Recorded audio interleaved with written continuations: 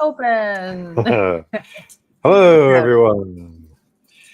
We are back with our Safe for Work show. We are few of us are non-safe for work people, so don't look us up if you're not looking for not safe for work things. But otherwise, this is the Safe for Work stream, the fun gaming thing that we are doing with the man Grim here. And we're glad to be on his channels as well. It's fantastic. We're sharing across the various channels, coming at you from lots of different places. Yeah.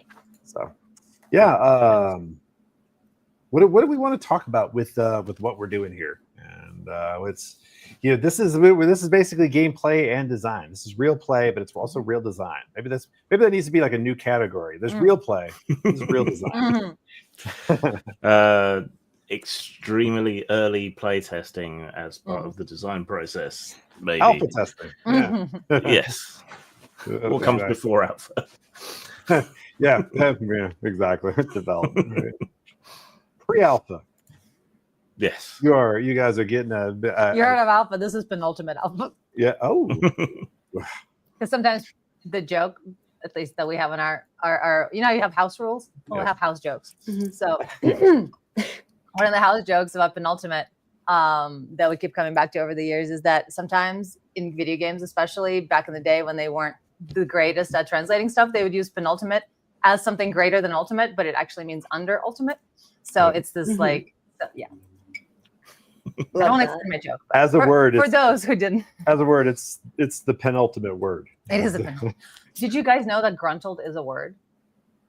Yeah. It is being pleased. You can be gruntled. You can be gruntled. I mean, I've been talking about being whelmed all the time. I tell people that I'm feeling whelmed because it's you're really not underwhelmed or overwhelmed. Sometimes you're just whelmed. Sometimes I'm like perfectly whelmed right now. Yeah, exactly. I like that.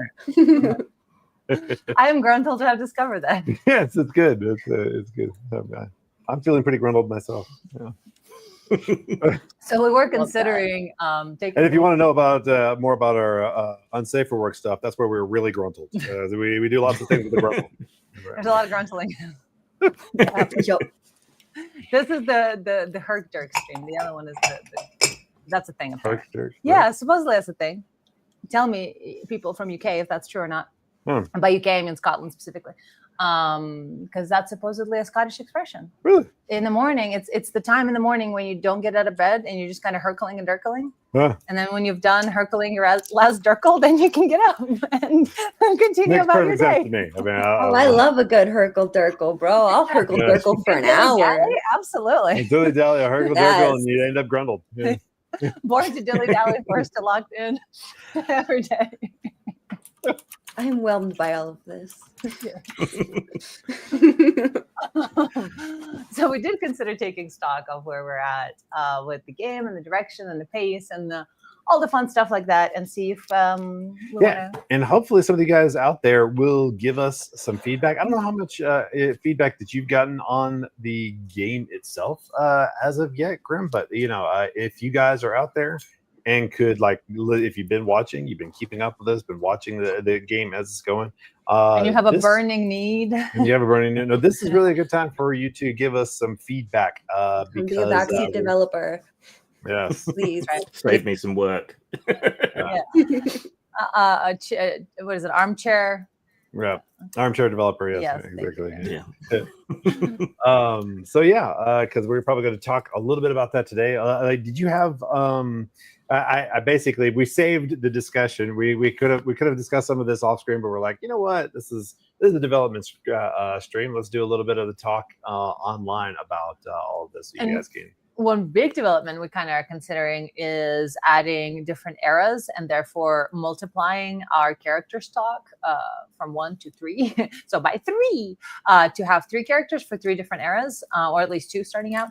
And there might be like a fun concept of a through line between your characters that are connected through some way. And it kind of makes me think of Arkham and Cthulhu, if you're all at all familiar with that. Not so much the books, but more like all the other properties like video games and tabletop stuff around Arkham, because it usually has like ancestry things where you like discover journals of someone who's like in your family, or it's got some really interesting ability to carry over either traits or some connection to an event, and in other ways like tie in your characters that are new into an existing story. Yeah, I think this one of time. the things that we haven't fully thought it out, but it's just kind of like a seed of an idea. So like one of the things that always concerns me is that plot armor can be too strong with characters because you can get very connected to them. So if you have 3, it makes it not as difficult for a GM to kill them off. Because like especially the ones in the past, they have to die sometime, right? Right.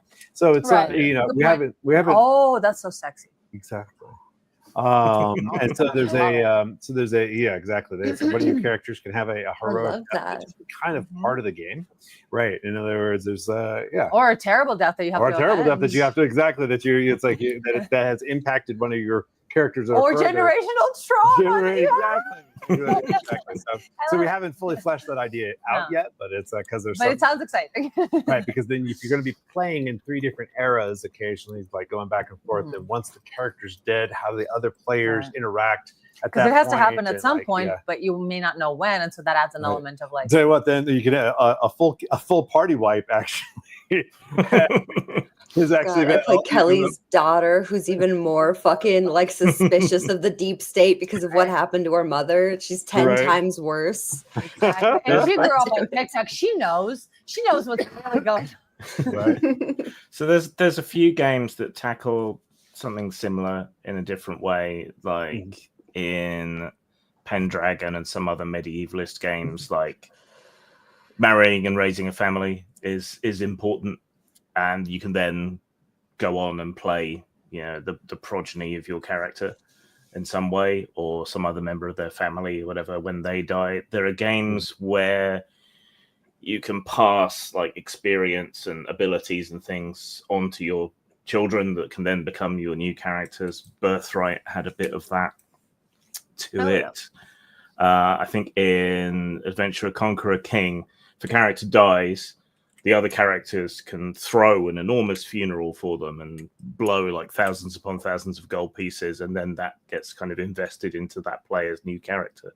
Oh, neat. Which is a way of kind of getting rid of all the treasure they've accrued, and it explains why the land is dotted with tombs and so on. And so there's ways to do it. I'd quite like to have almost an Assassin's Creed type element where you can delve into your character's past, some bloodlines, and take on past aspects, past lives and things. So yes, exactly. And with the psychic aspect of it, you can start to discover more about the experiences of your this progenitor, and they don't have to be related, or they could be your reincarnation. You could even have some of that, But yeah, with Assassin's Creed, and your character starts to discover that they're a reincarnation of this other character, like a direct reincarnation. Exactly. Yeah, like there's a couple of different ways we could have that path. Like in Pantheon, which you guys need to be watching. Pantheon season 2 just dropped.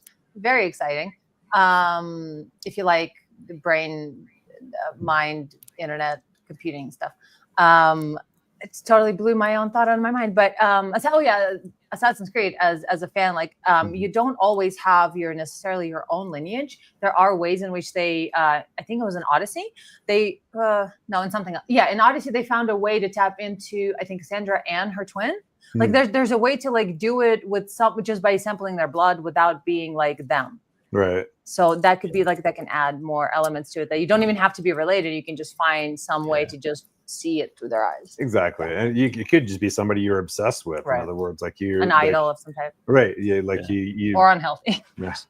Ironically, blood probably wouldn't work because your blood cells and your gametes don't contain your full genome.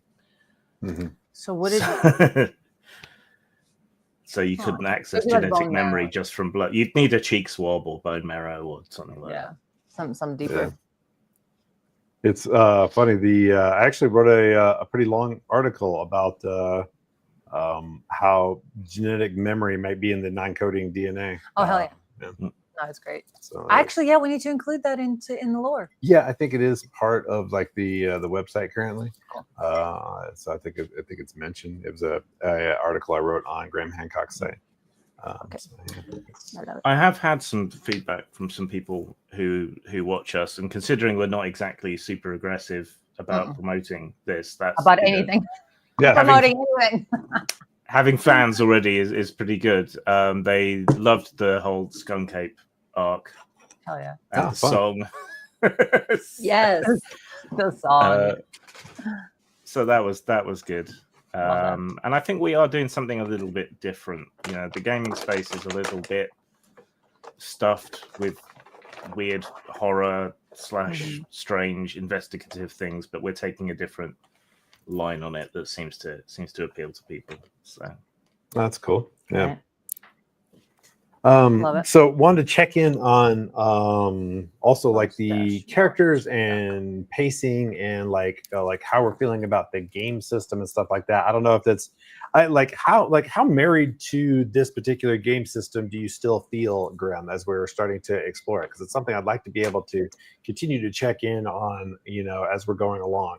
Are you liking how it's playing out? Is it back and forth? Because there's design, there's play, there's a lot of different things to consider when we're moving forward. I like the pace. I don't feel particularly hurried when we're playing the game, and as a games master, it's very easy to improvise the game elements because I can basically just pluck a difficulty level out of the air for something and tweak it a little bit. So it suits my style of GMing. That's quite cool. Well.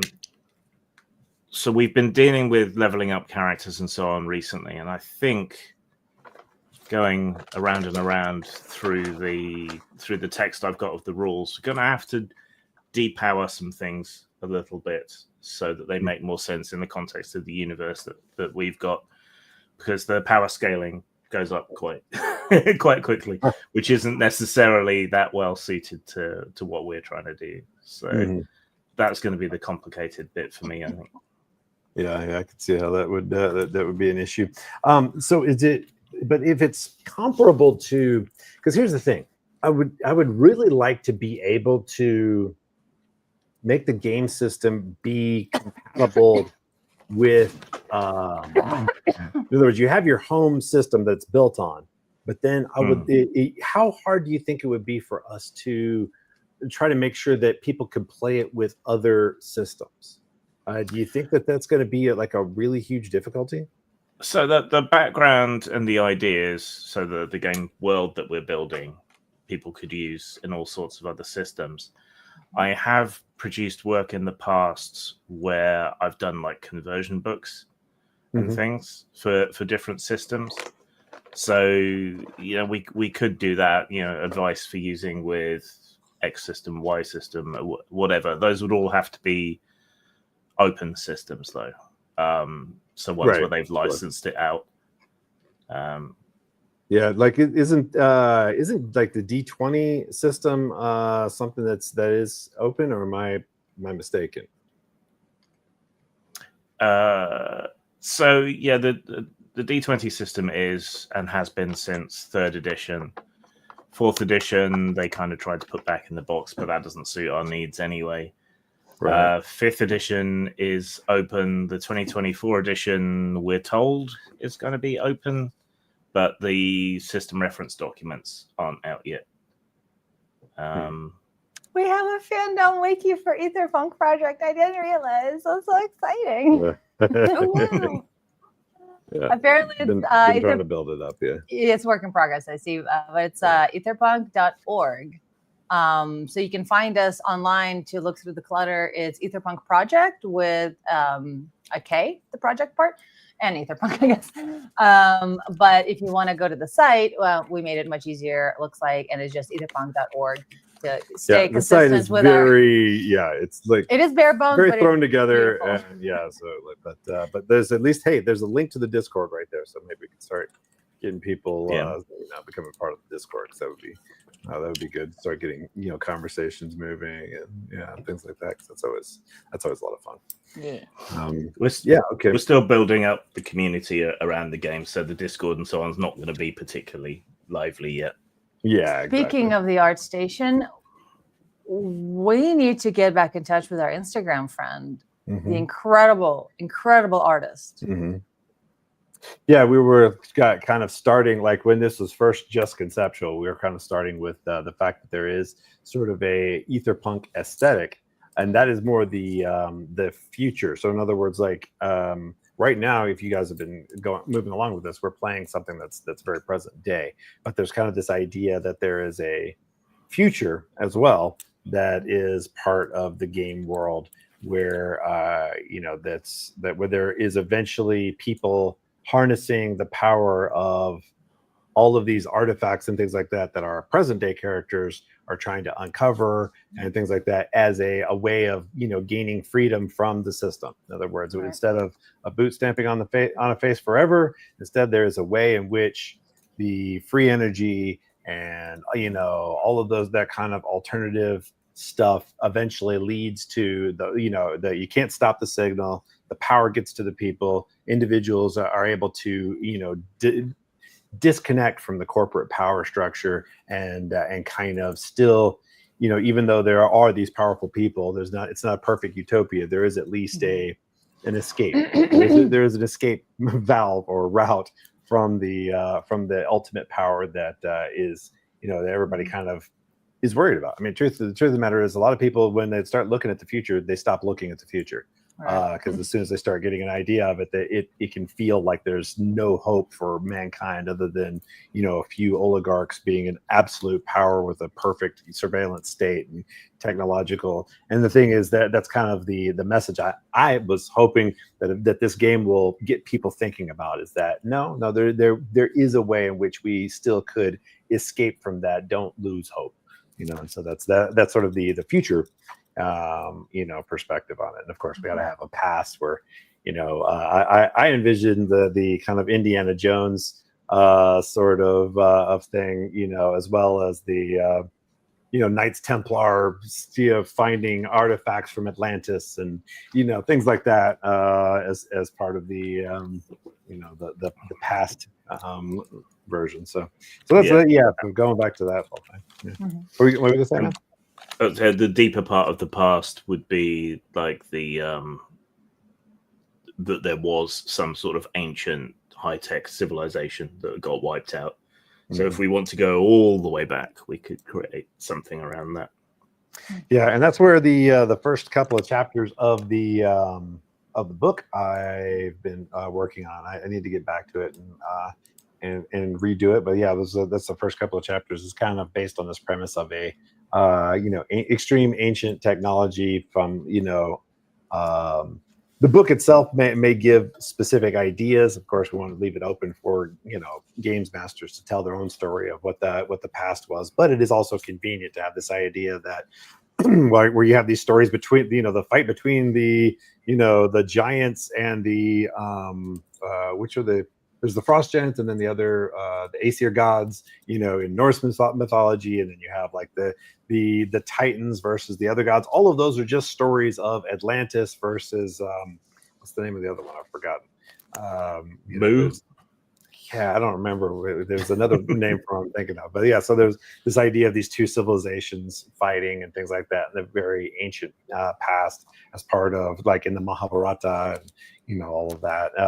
And the idea is that was actually those the Vimanas, all that. That's just a cultural memory of real war that happened, and then now we've got all these religions that are retellings of that war.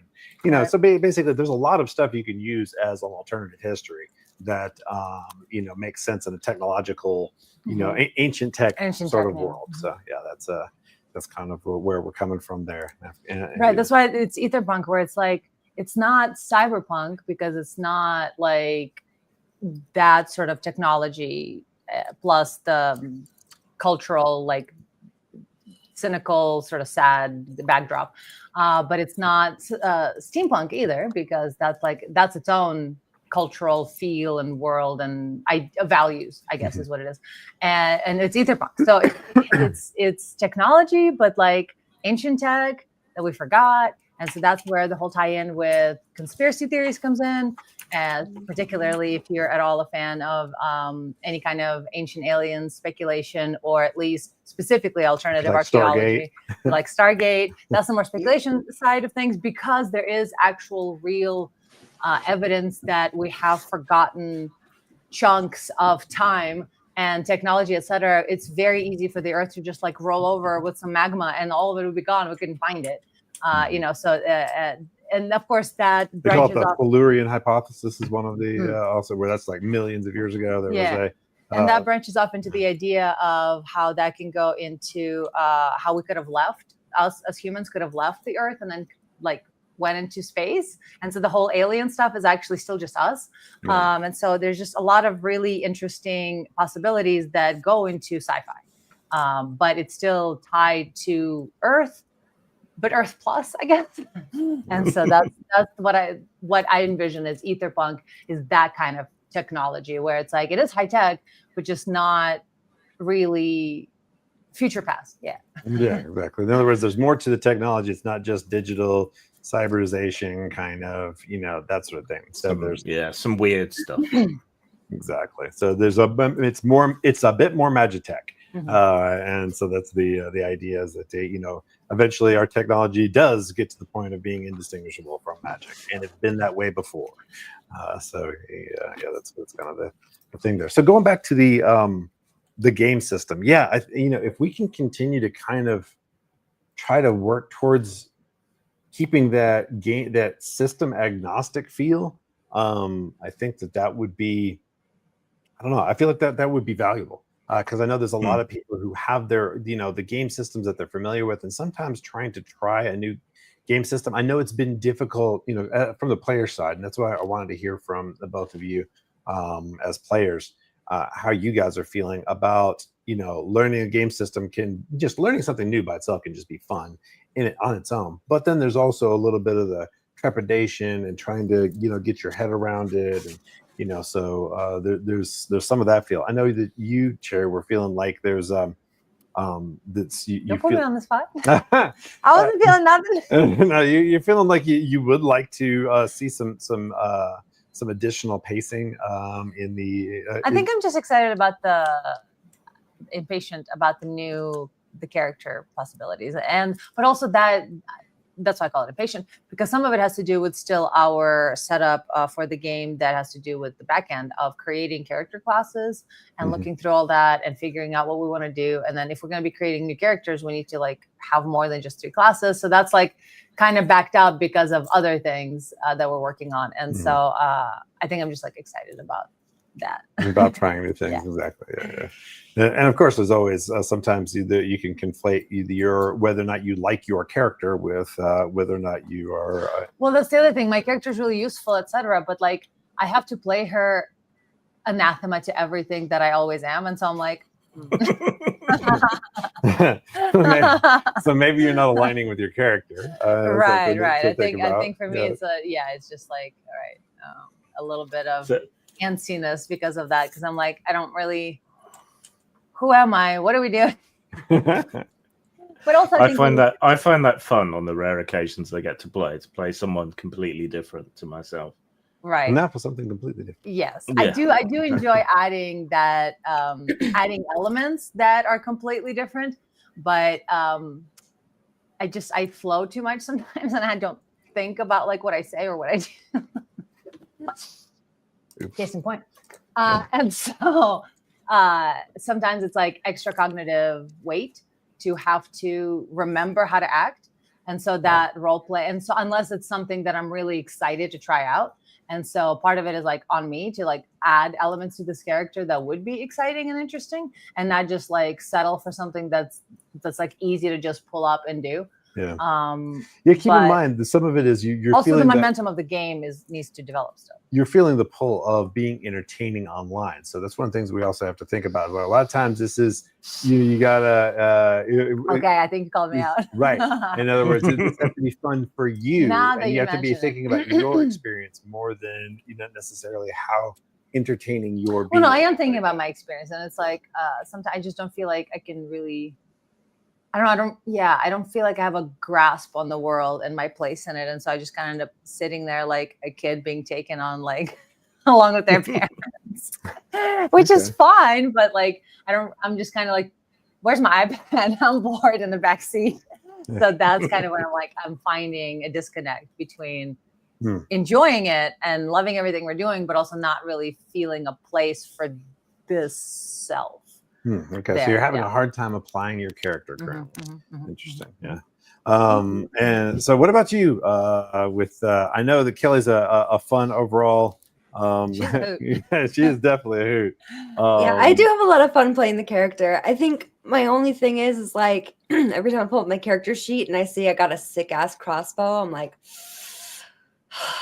Like I know, like I understand. Listen, like I know this is like the new D&D player thing. Like I want to smash everything all the time, but like I understand the value of the nature of this game, like all the mechanics where we get to use all these other rich and diverse skills to interact with the world around us.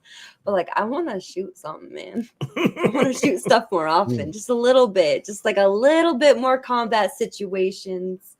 I just want to take out a guard or two, man. Just so we can get into somewhere stealthy. Like, duly noted.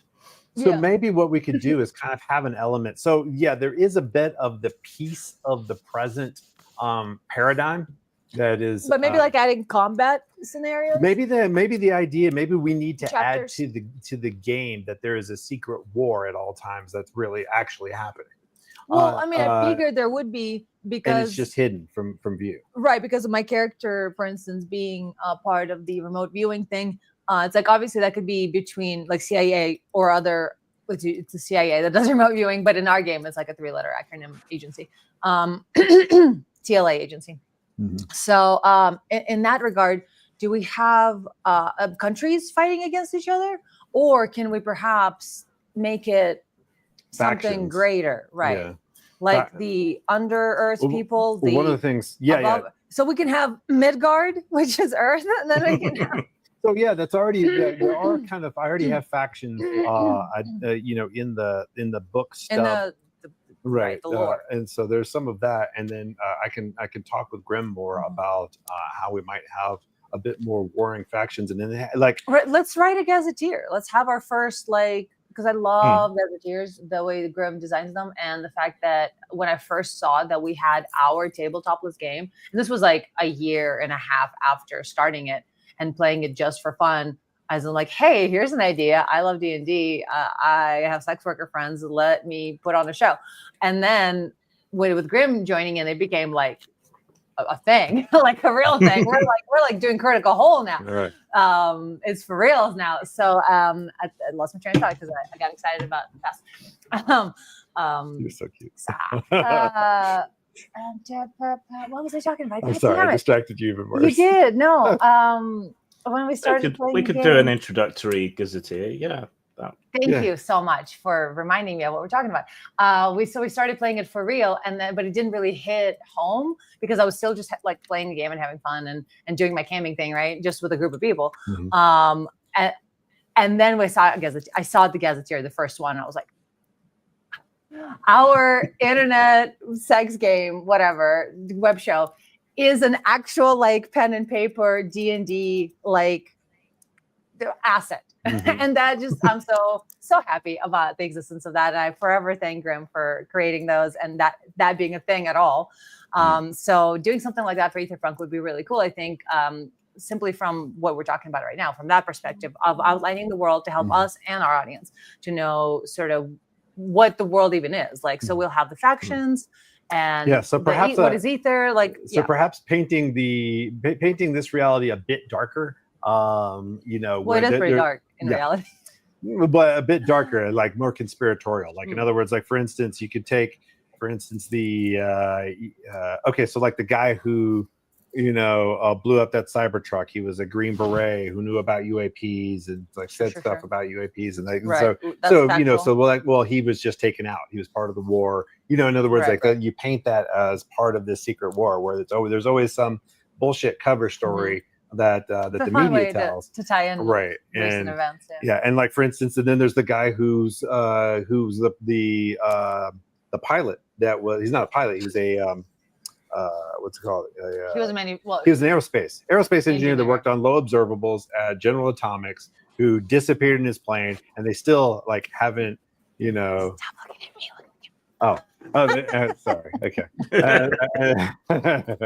And they still haven't. I know. I'm keep looking at you. They still haven't recovered his body in the plane, and supposedly it's a crash, and his flight records are all weird, and so there's all these good, things that you can say. Good current conspiracy. Good current conspiracy. You say, oh, another victim of the silent war. Of the deep state. And even George Knapp isn't talking about it. And here's right here in Las Vegas. There's a lot of that sort of thing where you can make it that there's a secret war going on behind the which will give us opportunity to fight a little more, right? So when we were investigating Polybius, there were the Japanese lawyers, right, right, who you ran into, which suggests that there are other people who are interested in weird phenomena and so on.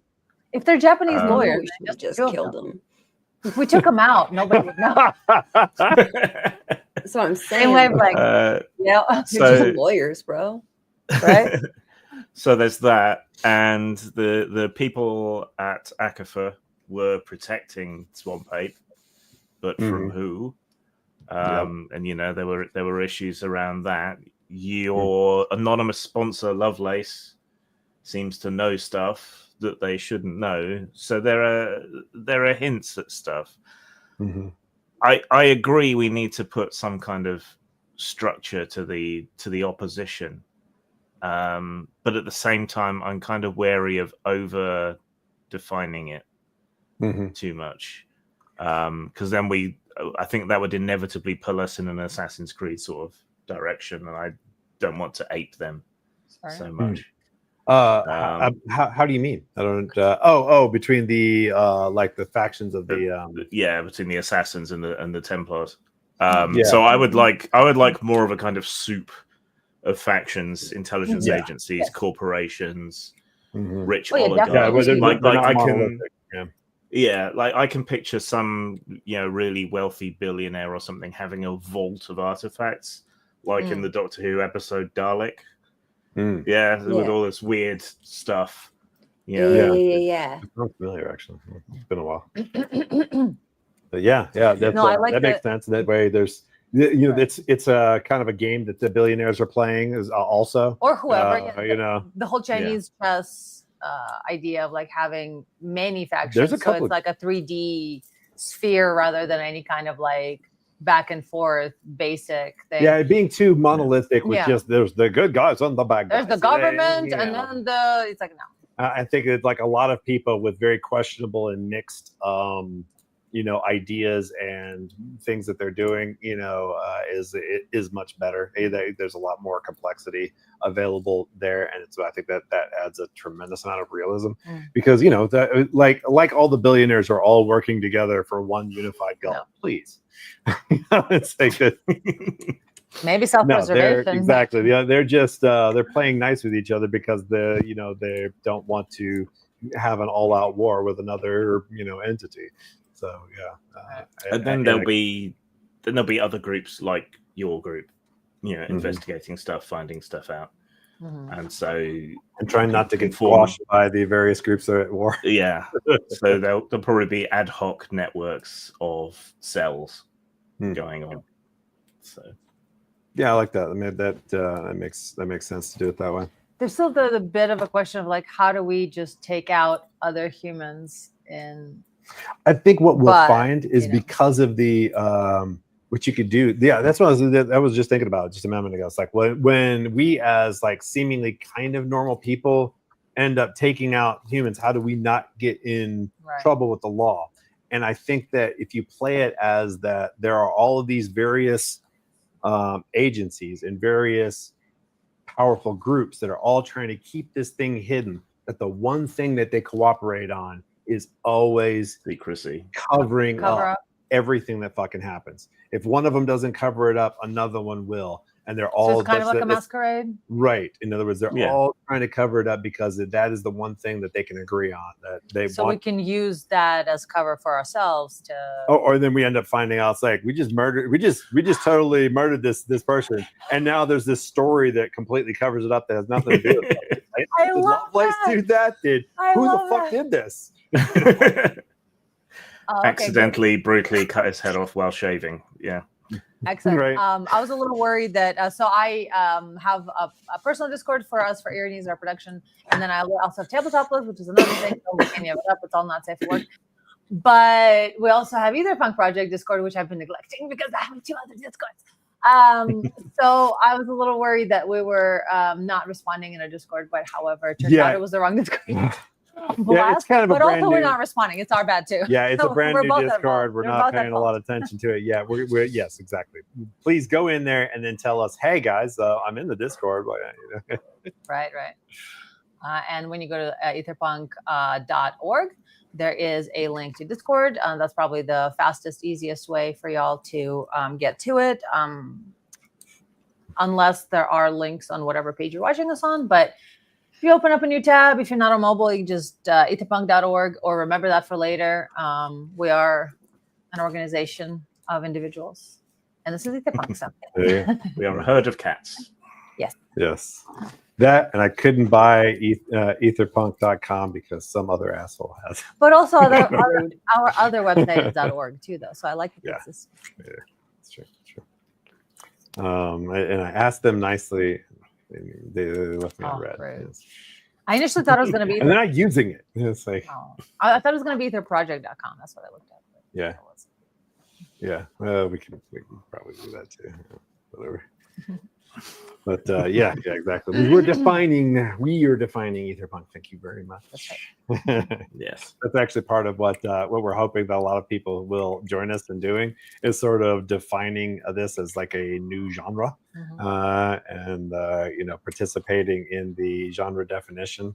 And so we create a framework that people can work with, and everybody else can start to flesh it out. That's a lot of fun, having a sort of a communal development of things. Is something I've sort of that's kind of the vision of the future, right? Like these communities building the future, and so it'd be fun if the communities are also building the game to a certain extent. Yeah, right. Because you know what, you bring up something interesting, because we kind of can return back to communities in the way, which I feel like a lot of us who are like more progressive and liberal, we find ourselves in need, or we find society in need of walkable cities, local gardens, community-oriented small business, just like very local-based stuff, which is kind of returning back to tribalism, but in like a healthy, civilized way. That's something that the left or right, a lot, most everybody agrees on.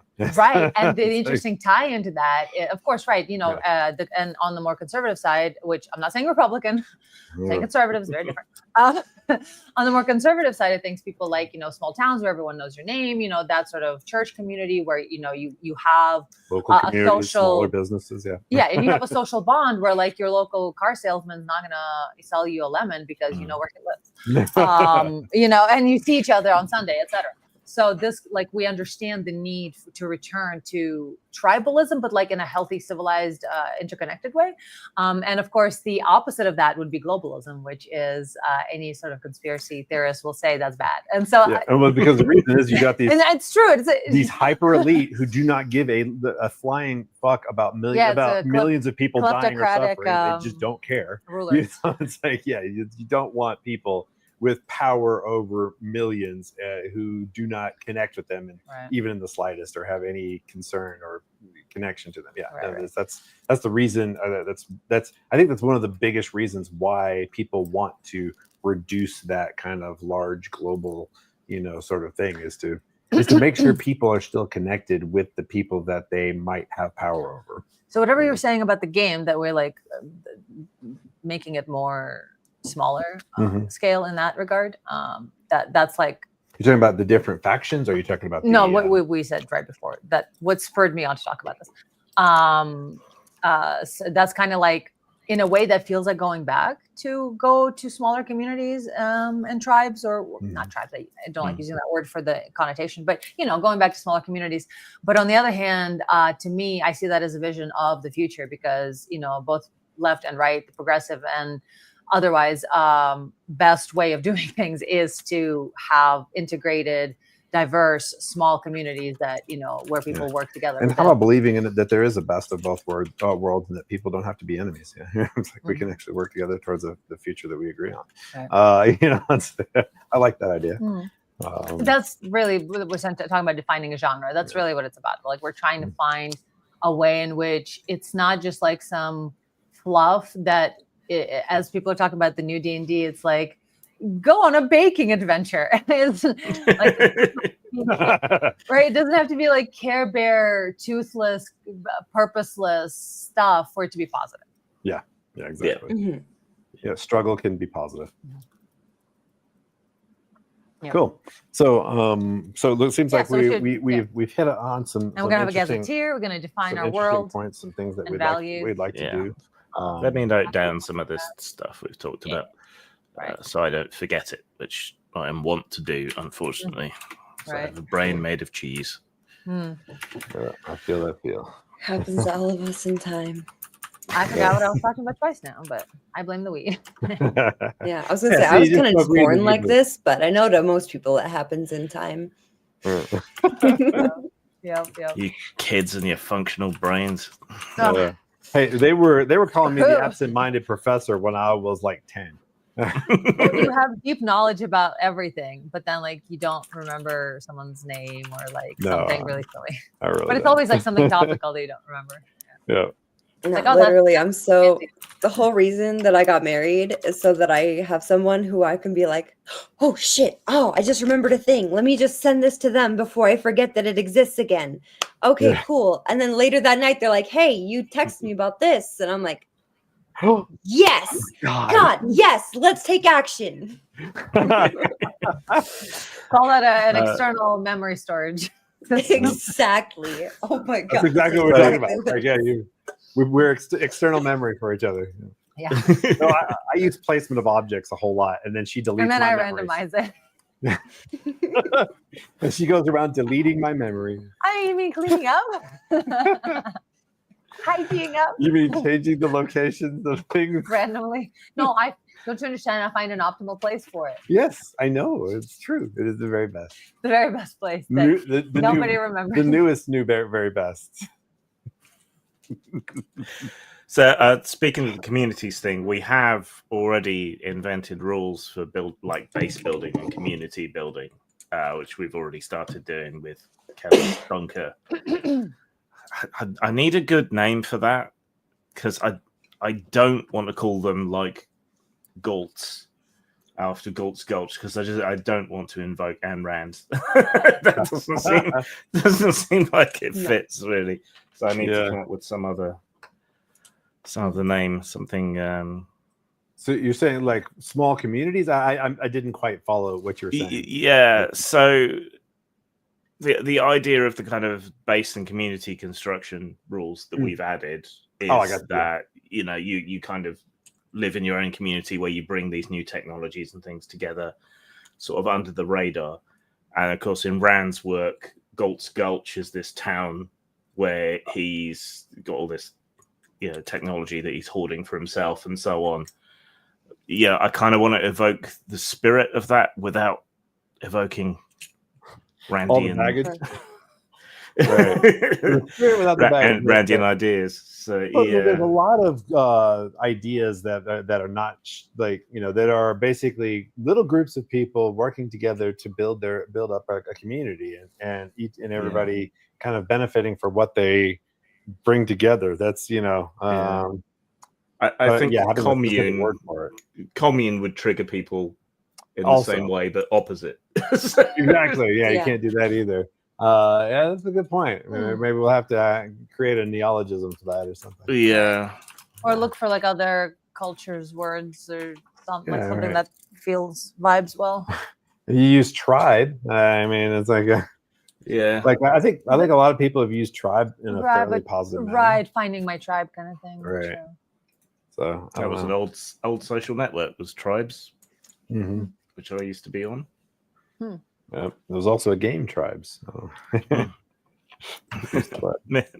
Maybe a kibbutz, though that'd probably trigger a whole other set of people. Yep, exactly. Well, we should figure it out. We workshop it. Right. We need to workshop the word for community building. So that it doesn't trigger anybody. Right. It's like, don't think about it in any of these ways. It's just what humans like to do to get together and help each other in a smaller word. Yes.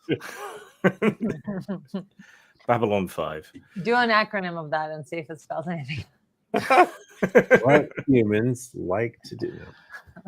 WHL is already the problem. AHS, acronomic human settlement. Yes. Settlement. Settlement. Yeah. Well, that has implications of colonialism. That'll trigger somebody. And also like what's the word? Frontier kind of. Frontier fields as well. Like Western. Yep. Which is not the vibes. Settlers. Not the vibes. Homesteaders. Wait, isn't there some are you guys ready to build your unincorporated township? Oh. All right, ChatGPT, give me all synonyms to unincorporated township. In my notes, why do I have the phrase Pop-Tarts are equivalent to souls? From what game is it? I don't. Presumably from this one, because it's in my Aetherpunk notes. That's probably a tangent we went off on months ago. Love it. Souls. Woo, yeah, that's a good one. Is that why because of the Pop-Tarts versus toaster strudels? I think we were talking about Pop-Tarts and toaster strudels. And then you need to like toast them? Or was it about the Pop-Tart Super Bowl where thare running around and like they want to be eaten alive? I don't know. And the sentience and how fucked up that is? Yeah. Wait, what are you talking about? Is that Super Bowl? Okay, so that wasn't it. No, it was the Pop-Tart Bowl. It was like before the Super Bowl, and basically it was Pop-Tart hosted, sponsored the whole thing. And in the middle of it, during the halftime show, they had a bunch of like dudes in Pop-Tart foils rip their things off, and like basically they like ate each other alive or something. And they're like begging to be eaten. They're begging for everyone to put them in the toaster and eat them. That's right. That's it. They got lowered into the toaster and they're just like waving goodbye to everyone. So it's it was bizarre. It was bizarre, and I loved it. Boar is a big thing now, so maybe it's Pop-Tarts are the dark souls of breakfast. Yeah, I don't know. Because they get super hot in the middle. I don't know. They're very dry too. Like, why have a Pop-Tart when you can have a toaster strudel? Well, yeah. So am I, and you like me well enough. Wow. True. You have other compensating features. It just occurred to me that I've never toasted a Pop-Tart might have a different connotation. I mean, I have, but to English people because of like a tart. Someone calling someone a tart. I think they're better cold. Yeah. We shall discuss this mystery within ourselves and then see if we come up. I'll make a note of it so I'll be confused later too. Yeah. Everyone, that's your homework for this week. Send it to your wife. Pop-Tart equals souls ? The other thing is, if you spoonerize Pop-Tarts, it's top parts. Yeah, yes. I do tend to spoonerize things accidentally, actually. Well, is the spoonerism always a dyslexic thing, or is it? Yes, I think it is kind of. Because rhyming, is spoonerism versus rhyming slang, that's different. No, it's spoonerism is doing, Like I do it just because my brain works faster than my mouth can, and I'm already moving on to the next thing, and my mouth isn't paying attention to what I'm currently saying, and it all just kind of mismatches together, and I get a bunch of spoonerisms. Yeah, I think there's also. But I do have dyscalculia numbers. I got to read them 2 or 3 at a time, or it's not going to work.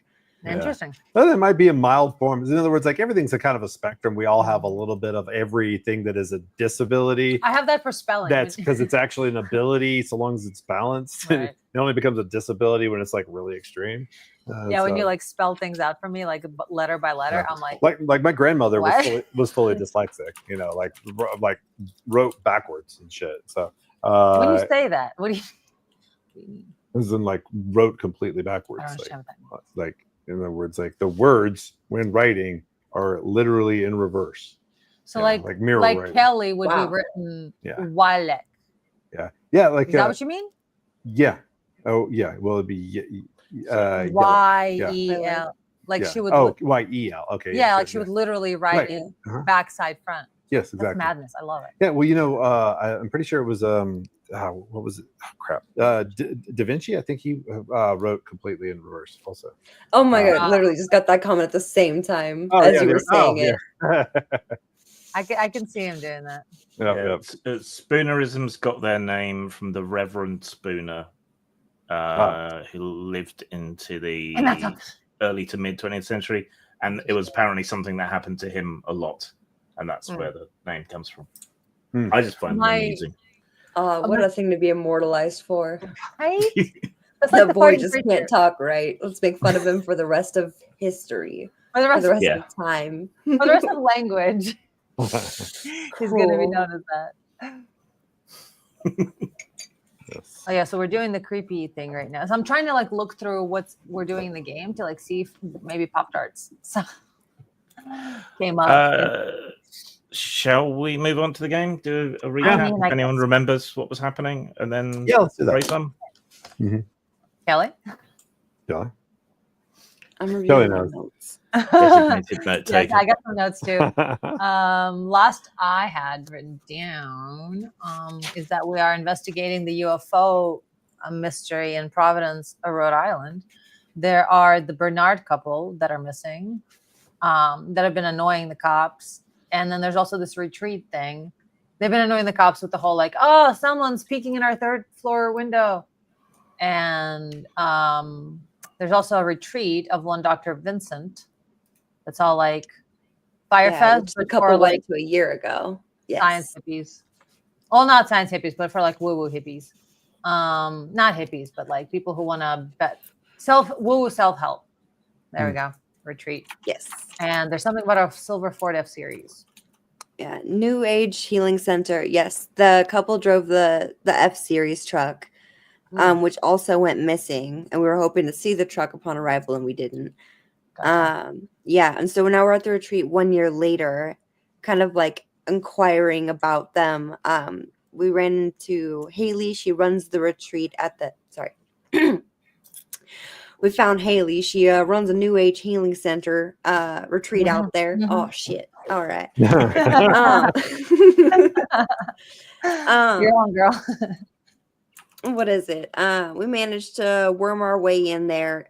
We ended up in the same rooms as they were staying in. They had a bunch of rooms available. A lot of people did not show up to this year's retreat. Haley was expecting a lot of people, and I believe only one other couple showed up. Yeah. Haley's got a daughter, Maddie. Little thing to run around, real skittish, you know, the type. No other kids there, but the other couple that showed up was Jose and Delilah. Let's see, what did Jose say? Right. Jose said critters abducted him and planted something in his tooth. And he saw. Oh, that's right. There's a lot of contention over what these guys look like and the different kinds of aliens out there. And he said he was abducted by Nordic aliens, 6'5" Aryan type fellas. You know the look. What is it? But I believe the Bernard couple that went missing were reporting little gray men. I could be mistaken on that. But yeah, so we wander about the property. We don't see too much. Oh wait, no, we did find something. What was it? Trail through the forest. Yeah, we found a big old sludge patch. Ferns disintegrated and turned into sticky sludge when touched. An ovular depression in the ground. Suspicious. Right. And upon investigating around the cabin, we found a drawing of an alien, presumably by Maddie. What is it? J-Rod went out and flirted with Haley. They got the little mood going. And while she was distracted, me and Ollie went and had a little chit-chat with Maddie. Real sweet girl. Absolutely charming. It turns out she was just drawing things from her memory, or not from memory, but from imagination. She didn't see no aliens. We really felt something there, but But at one point, Ollie reached out with her premonition skill, kind of connected with her mind, and apparently most people don't really notice when that's happening, but in that moment, Maddie locked eyes with Ollie and ran over and gave her a big hug. So Ollie deducted that she sensed a sense of deep loneliness in her. And that connection just immediately clicked them together. But there's also a sense of psychic sensitivity, perhaps. So these drawings from imagination might have a little bit more to them than we're seeing on the surface. And what else? Oh, yes. And to get into the retreat, I made the mistake of saying that I had been abducted and I was looking to do some soul searching, recover some memories. Then they went and put me on the spot with this whole regression memory thing. And oh boy, howdy, that was intense. I faked it to high hell. I think they bought every minute of it. They were eating it up. I was having a whole moment. My head was like, and then no, but at the end though, did something especially strange happen at the end? I don't think I got notes on that. I don't remember what happened past there. At the meeting, I was making it feel good. At the memory reading thing, right? Right. I don't remember. So Maddie, that's funny because we've been watching Pantheon. Maddie's in Pantheon. Yeah, right? Her full name is Madison, I think. But, yeah. Interesting. Never ignore synchronicity. Yeah. Oh, we're balls deep in synchronicity usually. My God, sometimes there's just so many of them. You're like, okay, I get it. Jesus, enough. Give it a rest, universe. I heard you the first 3 times. My God. We keep that a little on the DL there, Quest Ion. There's still a meeting of worlds that you're aware of that nobody else is. Oh, I see now. Yep. That tooth comment makes more sense now. Yeah. All right. So I think we'd done the hypnotic regression. I think we'd finished that. I think that's roughly where we were. What did Kelly was she actually hypnotized, or did she have to fake all of that? What was the deal with that? Oh, I feel like I faked every minute of it. But I feel like I remember something strange happening at the end that I wasn't aware of, that I was not in control of, but I might be making that up. I have a tendency to do that. I think you had some brief flashbacks to when you absorbed that metal stuff. Oh, all right. That would make sense. If not, that would make the most sense. So we'll go with that. Let's do it. A brief. And did we leave Maddie alone, or how are we still talking to her? Where did we? Yeah, I'm not sure where we left off. She was, we left her, and then everyone gathered around for my regression therapy. Yeah. All right. So yeah, the therapy comes to its natural end, and she brings you out of your hypnosis and holds your arm and says, are you okay? Do you need a moment? Oh, yeah. Oh, I really took it out of me. I think I need some water, maybe a blanket. Do you got one of the heavy blankets? I need yes, we have weighted blankets. She fetches some vaguely tribal-looking blanket with all kinds of tassels hanging off it, with a weighted layer underneath, and wraps it around you. Offers you a bottle of still water and another bottle of fizzy water. Thank you. Does anyone else have anything they want to explore? Jose, buddy, you're up. He says, "I've been through this, several times before. We haven't really turned up anything else. Now, my regular therapist says I'm just manifesting some sort of fear of white people or something. I'm not sure. I mean, I wouldn't blame you, but I feel like it's a little dismissive. It is a little, they won't take this kind of stuff seriously, which is why I have to come here. So I'm the only one brave enough to step up tonight, huh? Embarrassing. Yeah, I think we wouldn't want to pollute this great experience, because we kind of just want to share it with you, and so I think that's where I'm at. This has been something I want to process. So. Olivia, I sense you're carrying a great deal of weight with you. Would you like to undergo some regression? Oh, absolutely not. Really? It can be very helpful. Yes, I am quite familiar with its efficacy all throughout my childhood. It was used for quite a lot of ailments, indeed. Well, as you prefer. Well, I think everyone should retreat and meditate on the goings on of today. Apparently, there's going to be meteor showers tonight, which should be visible if we get a clear sky. So you might want to go for a night walk. I'm just going to check my messages, because we were supposed to have someone else turn up. So I'll just see if there's any word on what happened to them.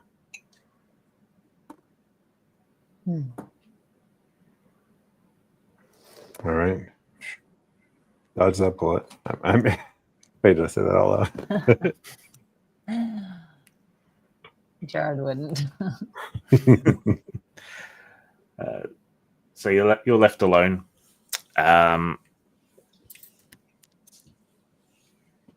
Jose and Delilah continue to sit at the table, sipping their tea, and just kind of spilling their stories to you.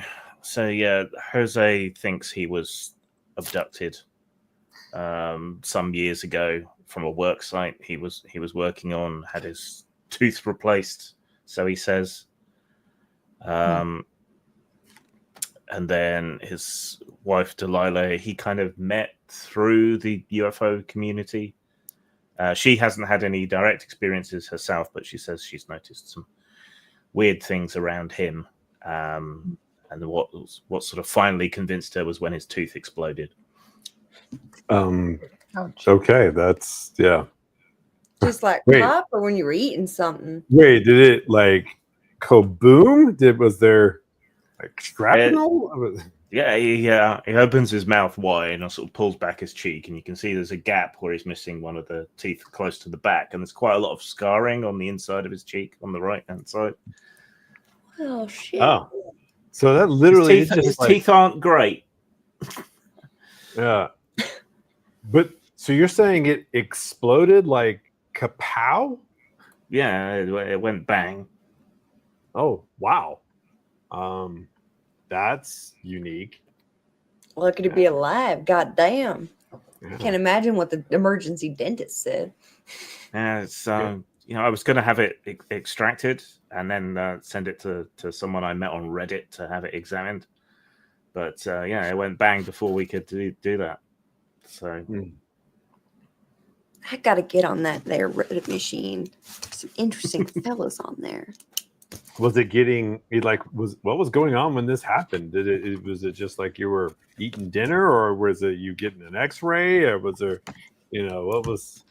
I was working out in my garage, and it went bang.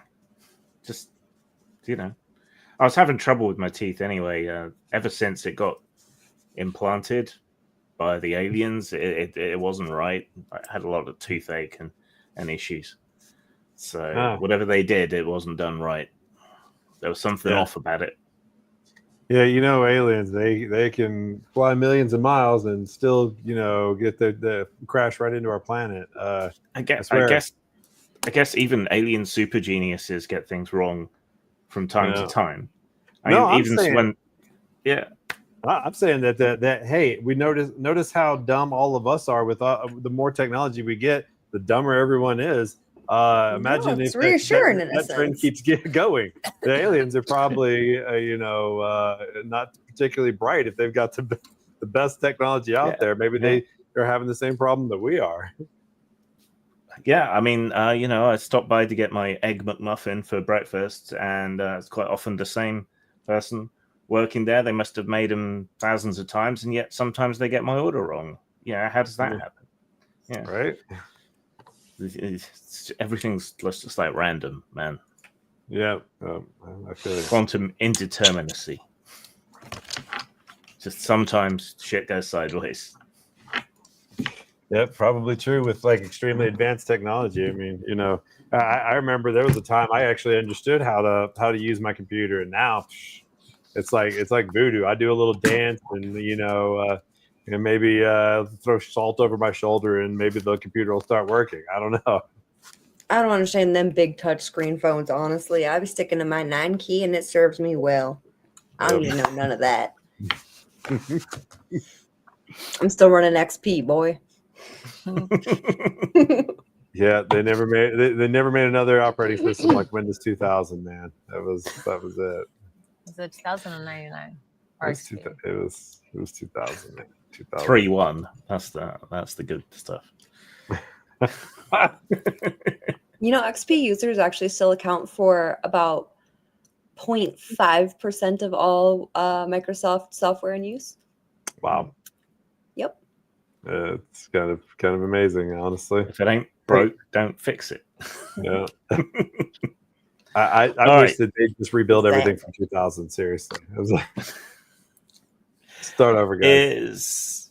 Is there anything else you want to do or talk to any of the people in the house about, or do you want to wait and go out and see the sparklies in the sky? Or okay, so one of the should things, stay up for the meteor shower.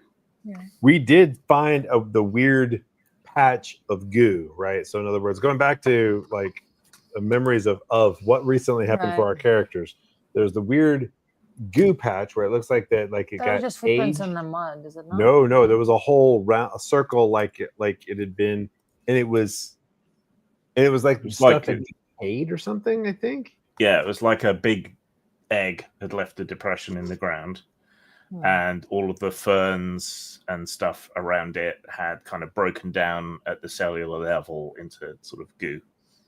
Right. So, the either it was like massive radiation or, who knows, something weird happened. It seems like, this is like perhaps a real, and maybe that's the reason why the little girl is that's why Maddie is having some sort of, maybe she's really actually connected to something, and like while her mother may be just needing to make some money and just ended up in the in this world that maybe kind of there's a colliding. It brought her closer to the phenomena, and so her little girl is actually really sensitive connected or something. But yeah, I don't know about the couple that we're looking for. I don't, that where fucking search me, man. Right. Yeah, I have no idea. Kelly, you got any hunches? I mean, not really at this point. I feel like we got a lot more poking around to do, maybe explore a little bit more. I believe Maddie told us about some special spot on the trail she likes to go to. We wanted to check out as well. Well, see, what I'm thinking too is that, Lovelace didn't really say what we're supposed to be doing here or why. It was just kind of a breadcrumb trail, And so maybe we're not really here to find a couple as much more as to like get abreast of the situation, the greater situation that is happening. So maybe we should just keep investigating everything and not really just pursue other leads for a minute and then see what comes up about this couple, because we're not cops, So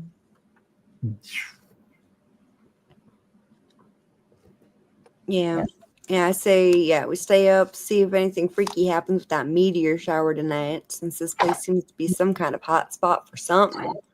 Maybe tomorrow we go and see if Maddie wants to go on a little hike. I gotta delete it. I see. Oh, I see. Yes. My bad. Please be careful.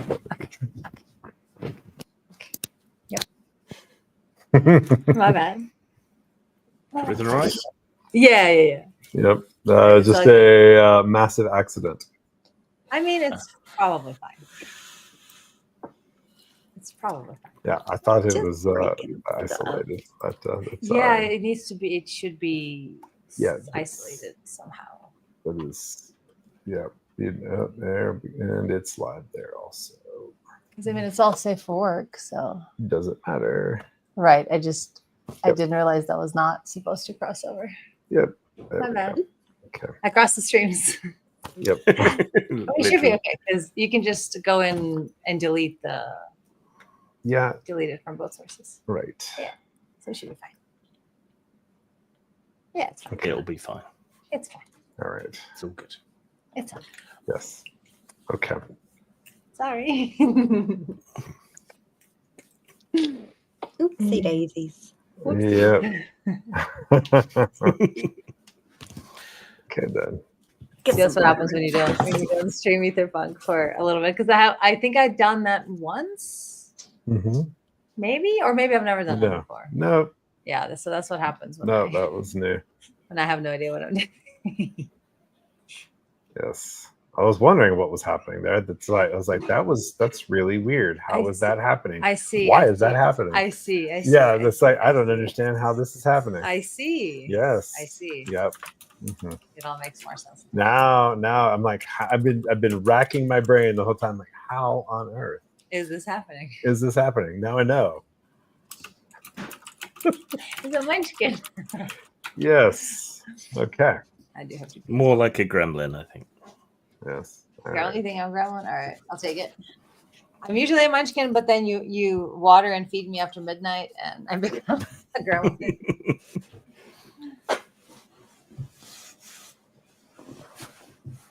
All right. Going to check that real quick and make some repairs. Normal service will be resumed as soon as possible. Yes. Sorry, there's just a issue that we have to repair real quick. It's all right. Gives me a moment to look something up. Yes.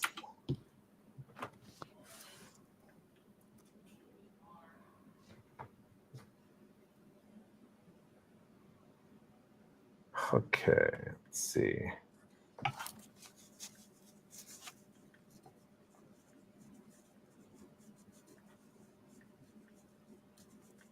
And check this. Yeah.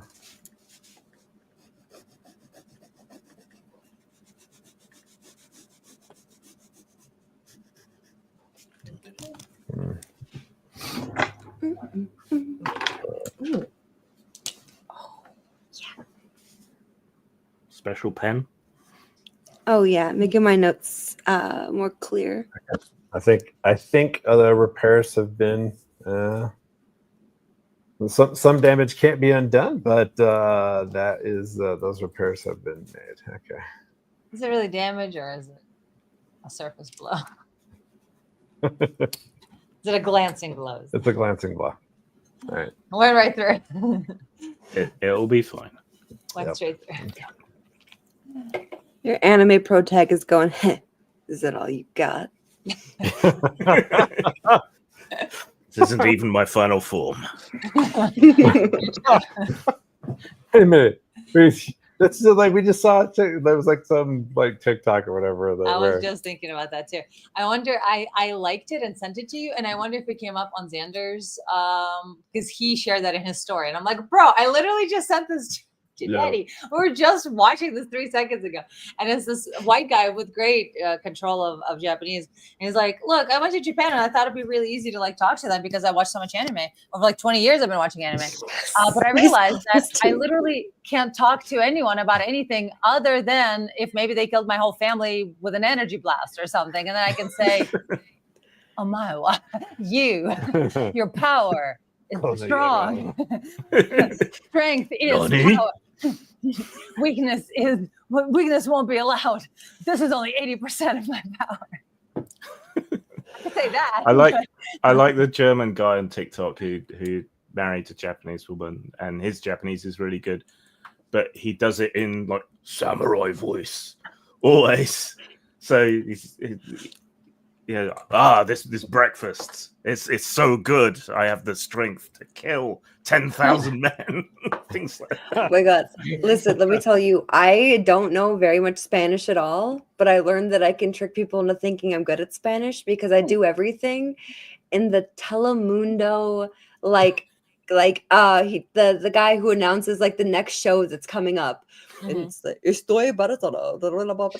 You And, have like, to I just do that cultural voice. accent. No, it's Yeah, big so I part. pick You it have up. And so they come into chat and I'm like, no hablo español, señor. Lo siento. And And they're they're like, like, no. no, I think you do. Like, no. Yeah. I love it. Apparently you can get quite a long way in Japan just saying English words, but in a Japanese accent. Ah. I can see Makes that. sense. Yeah. Because there's a lot of Anglo words that have ended up there, but then they Japonify them. Right. Yeah. There was like, I forget what it was. I think it was McDonald's or something, or cheeseburger. And they're like, cheeseburger. And they're like, what? Cheeseburger. And they're like, what? Cheeseburger. Oh, yeah. Here you go. It's like, it really is like that. Deska.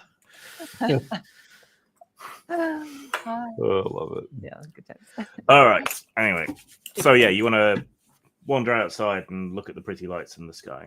Yeah. Yes. Okay. Always. Anyone got a telescope? We do. Really? Is it in the garage? Where is it at? She has some binoculars you can borrow. Where is our telescope? It's in the garage. We need to pull it out I agree. and go out in the desert / mountains / places. Ooh, yes. Star date. Do it. Yeah. We will. We should. It's been a while. Last time was the full moon, I I think. showed you Saturn's rings, right? Mm-mm. I'm pretty sure I did. It's just been a long time. That just means you have to show her again. Yeah. And again and again. And again. Great. Oh, baby, Saturn. show me Saturn's ring. Saturn, the glorious goatsy of the night sky. Theoretically, the rings just disappeared because of our angle. So That's the what rings say. are exactly right on the plane with us, so you can't see them. That just happened where it's so. In other words, right now, if you saw Saturn, you wouldn't really be able to make out the ring, except with like a really high powered telescope. Crazy. I literally have sticky notes that have all of the major celestial events happening this year, and there's a lot of really cool ones. One of them, a couple of them involve the planets aligning in a really sick way. Take a screenshot. There's another fairly massive alignment that's supposed to. Oh shit! Oh, the but- 28th. It just happened. I gotta look at these more often. Yeah, exactly. Yeah. This happened just yesterday. God damn it. Fuck. We missed something too. Oh, the auroras. There was like twice that you could soar to see the lights a little bit. I know. And I found out like 4 hours after. Like Both times. Kills me. Absolutely fucking kills me. We can't talk about that. I don't know. Being able to see the auroras this far south, man. Well, that just means the truth of the matter is there's been so much solar activity. We might still get more of that over the coming year, along with losing all the satellites and technology all at once. What about the comet coming? Because of a Carrington class event from the solar storms. I don't know what that is. I'd say okay. So there was this event where basically a coronal mass ejection that hit the Earth caused like all the telegraph wires and stuff to melt because of the amount of electromagnetic flux that went through them, heated them up, and so basically, if a big CME hits the Earth again, it'll destroy all the satellites, blow out all the power grids, and basically plunge us into a mini dark age for a very short period of time. That's long enough for civilization to utterly collapse and is extremely likely to occur because it happens all the time. Yeah. Cool. Like that. That's cool. And we have absolutely zero preparedness for it. And by the way, we've been really, really destroying FEMA. So we've been making sure that our underpreparedness reaches new heights. for this coming year. Everything's going to be fine. Yes, it is. That's true. I agree. Yes. In 2025, solar activity is expected to be high with a peak in July and increased likelihood of solar flares and auroras. Yeah, we're in a solar maximum. Solar still. maximum is expected in July 2025 with a peak of 115 sunspots. It'll be fine. There'll be a massive coronal mass ejection, and there'll be problems, but it'll knock that meteorite off course, so it won't hit us. Exactly. And it will mess That'll be with all the hot. electromagnetism so much that all the birds with bird flu will just fly out into the ocean and die, and we'll all be fine. Yes. And Yeah, we exactly. will not have another Spanish death. Right, and the It's what it feels like. the magnetic anomaly that's starting to split in the middle of the ocean right now. As the Is that a pole pole is shift? there's both things Are they happening finally simultaneously. Well, the poles have been racing, and they are Right. supposed to flip at some point. And so when that Okay. coronal mass ejection hits, it's not going to cause a sudden flip of the poles that'll open up giant. I mean, it will, but it'll be fine. the sun, the rays that will come in through the giant, missing protective layer will actually be. It'll cause evolution to advance, and we'll actually get superpowers. Yes. It'll be fine. It'll be fine. Don't worry. Everything will be fine. It'll- So yeah, Everything you will have be that. good and You- fine. You have that lovely uplifting conversation while you sit outside and look up at the sky. We'll look at the. Uh, Jared's like, No. Corona mass is the. Corona you know mass we're ejection. fucked, right? Well, We're cooked, right? so here's the thing. That's why there's all this alien activity recently. Oh, because they're trying to save it. Well, they know this shit's about to happen. They're like, okay, well, let's see. Here's the thing: are they just voyeurs, or do they actually participate? Is the We'll find question. out. The moon is the broadcasting station, by the way. For the that's why it's really it's really big and metal, and people have been like, oh, aliens live in it. No, it's just that's our satellite broadcast to the rest of the galaxy who's watching. So wasn't it Armstrong or one of the Aldrin or them said that the moon rang like a bell for a week? No, it was What that's is just NASA said that NASA because they said crashed a thing. NASA it wasn't for a crashed week; it was for many for hours. Yes. NASA crashed a thing into the moon and on record said it rang like a bell for hours. I'm sorry, what? Yep. No, the first The moon time did what? they first did it, and it happened with just landing on it, and they're like, "That's weird. Let's test this out." Then they crashed something into it, and then that's really, really, really, really fucking weird, and we have no answer. Right. So Hollow aliens moon don't live theory, in the hollow moon. moon theory, hollow moon theory. Flat Exactly. moon theory is where it really gets going. That's true. That's true. NASA reported that the moon rang like a bell, quote unquote, after the Apollo 12 lunar module crashed into the moon in 1969. Nice. The phrase was used to describe the moon's vibrations during shallow moonquakes. Mhm. Seismometer lasted longer than those on Earth because of the texture, reverberated, and it sounded like a bell. Yep. But they're saying it's because it's a stone, and that's why it sounded like a bell, because stones sound like bells when they're hollow. It's just the dinner bell sounding for Azathoth. Nothing to worry Yeah. about. It'll Yeah. be fine. Okay, so for almost an hour is what Wikipedia is saying. For nearly an By hour. the way, if the whole with the Aetherpunk thing, so we have like a lot of this backstory and stuff, and the Mhm, ether, mhm. it's like the giant computational, substrate out there. So space is this big giant compute. You can actually have that as the great old ones, moving past each other and spinning up galaxies, because that's what the ether is, or is these giant entities. So you can have the Cthulhu horror part of it if you want to. If you really spin it want. that way. If you really want, go for it. We're not. Nobody's stopping. All right. Can you all make difficulty 3 intellect observation type skill rolls, please? Roll to notice stuff. Now I just got to remember how to do that. Okay. Mhm. Uh, Roll to notice stuff. Okay. and we do that with intellect. Yes. Well, intellect just is the got pool the you'll be drawing from. Okay. Do you have a skill that lets you notice stuff? I have negative skill to let me see. My skill has a negative on it. And then what would that be? That would be So what's the difficulty? skills. 3. Difficulty is 3. Thank you. All right, social interaction. I don't think I have No, anything I'm not other going to spend than. any effort because I'm distracted. Let's see. With an edge of 2, it's only going to cost me 1 point to spend to gain a point of effort, right? Yeah. I'm gonna do that. Only 1 Okey-doke. point. And then, so I'll make a roll. Difficulty 3. So do I put in the difficulty and then put in, but that I put in, forget how it works on here. So I'm gonna just say, yeah, oh, effort to roll. Okay, 1. There we go. That's But me if you testing on spend an effort, NPC. Right. Yeah, if you I spend did spend effort. Right, Yeah. gotcha, gotcha. Yeah. Just wanted to make sure that the roll 20 was how it was working. Yeah. I forgot. Okay.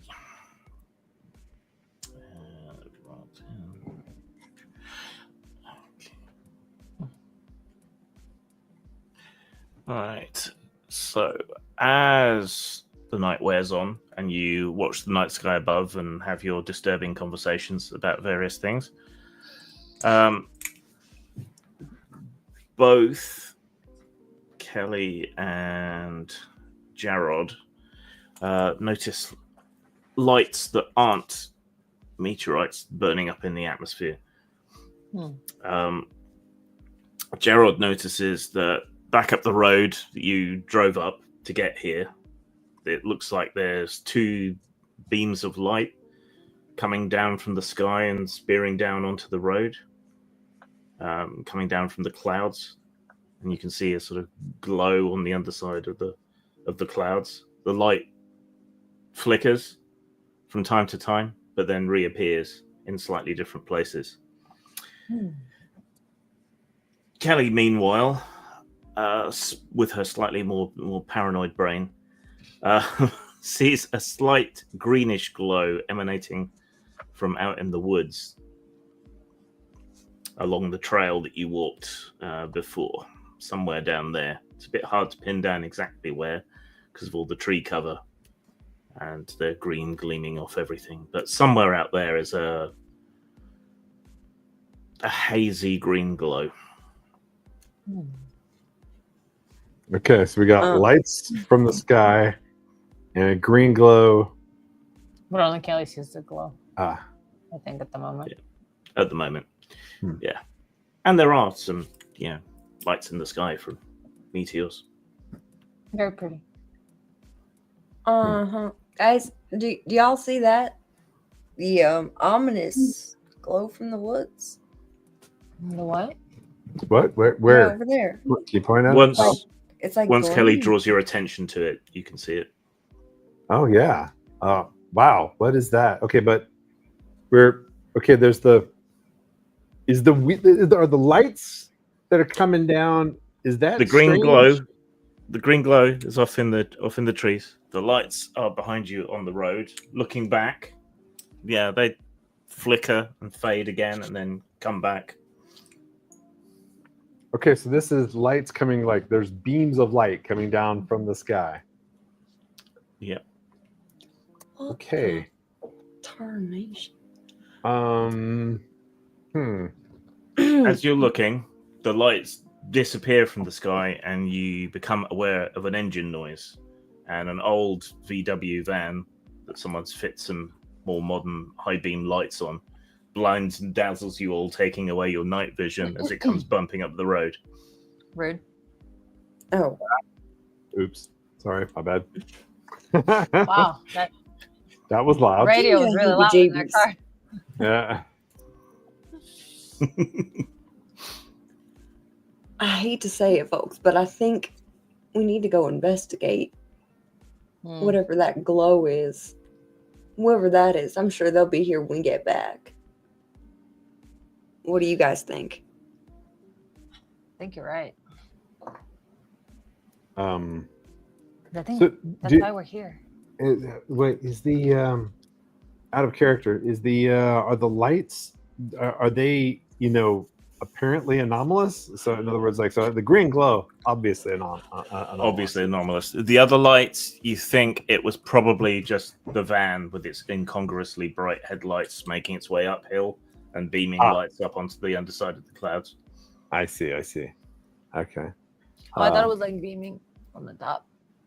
Yeah, but that only appeared that way because of just sometimes you just don't notice what direction something's coming from. But yeah, upon second consideration, Jared notices that it was spreading out. Since, as it got narrower near the ground.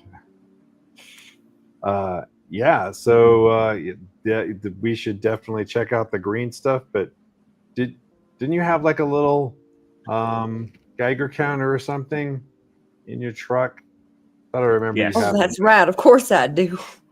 Why wouldn't I? We should probably take that with us if we're going to go check out the green glow. Right. Yep. Green. All right. It's ancient. Anything green, you bring a Geiger counter with you. Yeah, green glows. I always bring Geiger counters. Yeah. See a green glow, Geiger counter. Though green glows aren't particularly associated with radiation. It's a blue glow you've got to look out for. Cherenkov radiation. Yeah, watch out. Yes. Why is that? It's just part of like something put off by particle accelerators and stuff. Oh. All right. What useful information. So you're gonna head off down the trail, yeah? Yep. Let's do it. Okay. So behind you, the VW camper van pulls in next to the retreat, and a couple of guys get out, arguing with each other. I told you you should have taken that left at Albuquerque sort of argument. But you're off down the trail, and they look to be making their way into the retreat. The woods, the trail, they have a very different character at night. And it gets to be very dark very quickly under the trees, with only little patches of sky up above. You can still see the occasional light from the meteor shower. Just roll d20 and don't get a 1 for me, please. All right. Got it. Just roll a d20. Oops. Why am I huge? I hit the wrong one.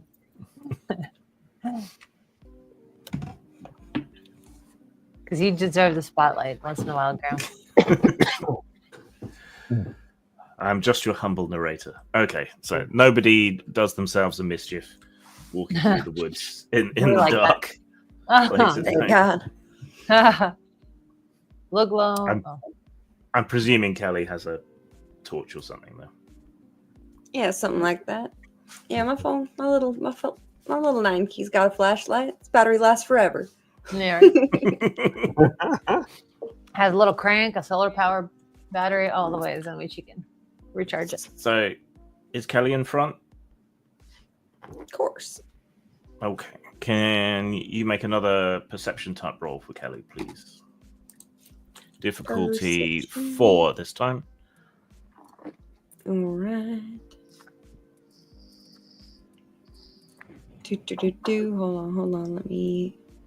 I always want to use this, and I don't think. No, that's not what you think it is. All right. It's just a perception type roll? Yep. Or, okay. Alrighty. 4. Submit. Fail. So, hot damn. Dang. Hot diggity damn. Okay, never mind.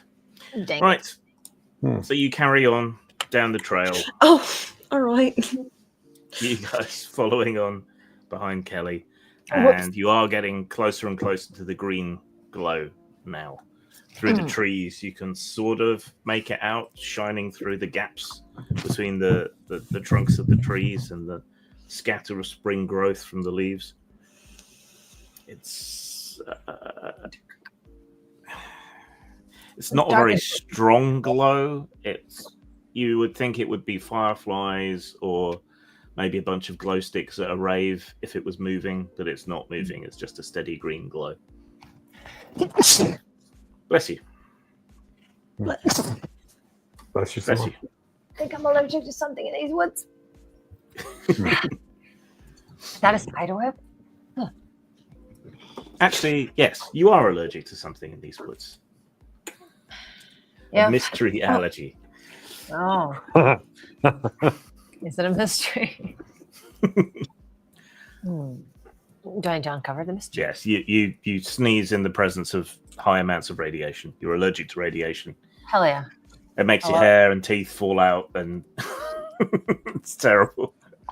Make sure you got your Piriton or whatever with you. The worst allergy ever. My hair starts falling out, my skin.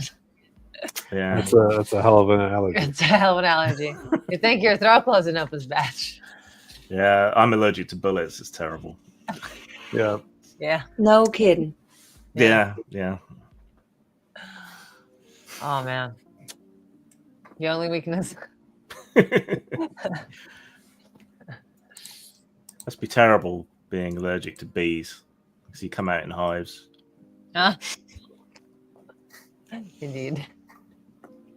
I tell you, but Sorry. I'm allergic to bees, and I was stung like before I was sentient. I don't even remember any of it, but like I have an EpiPen at all times. But bro, let me tell you, I yearn for the bees. They're so cute. I want to feed them. I want to help them when they're tired.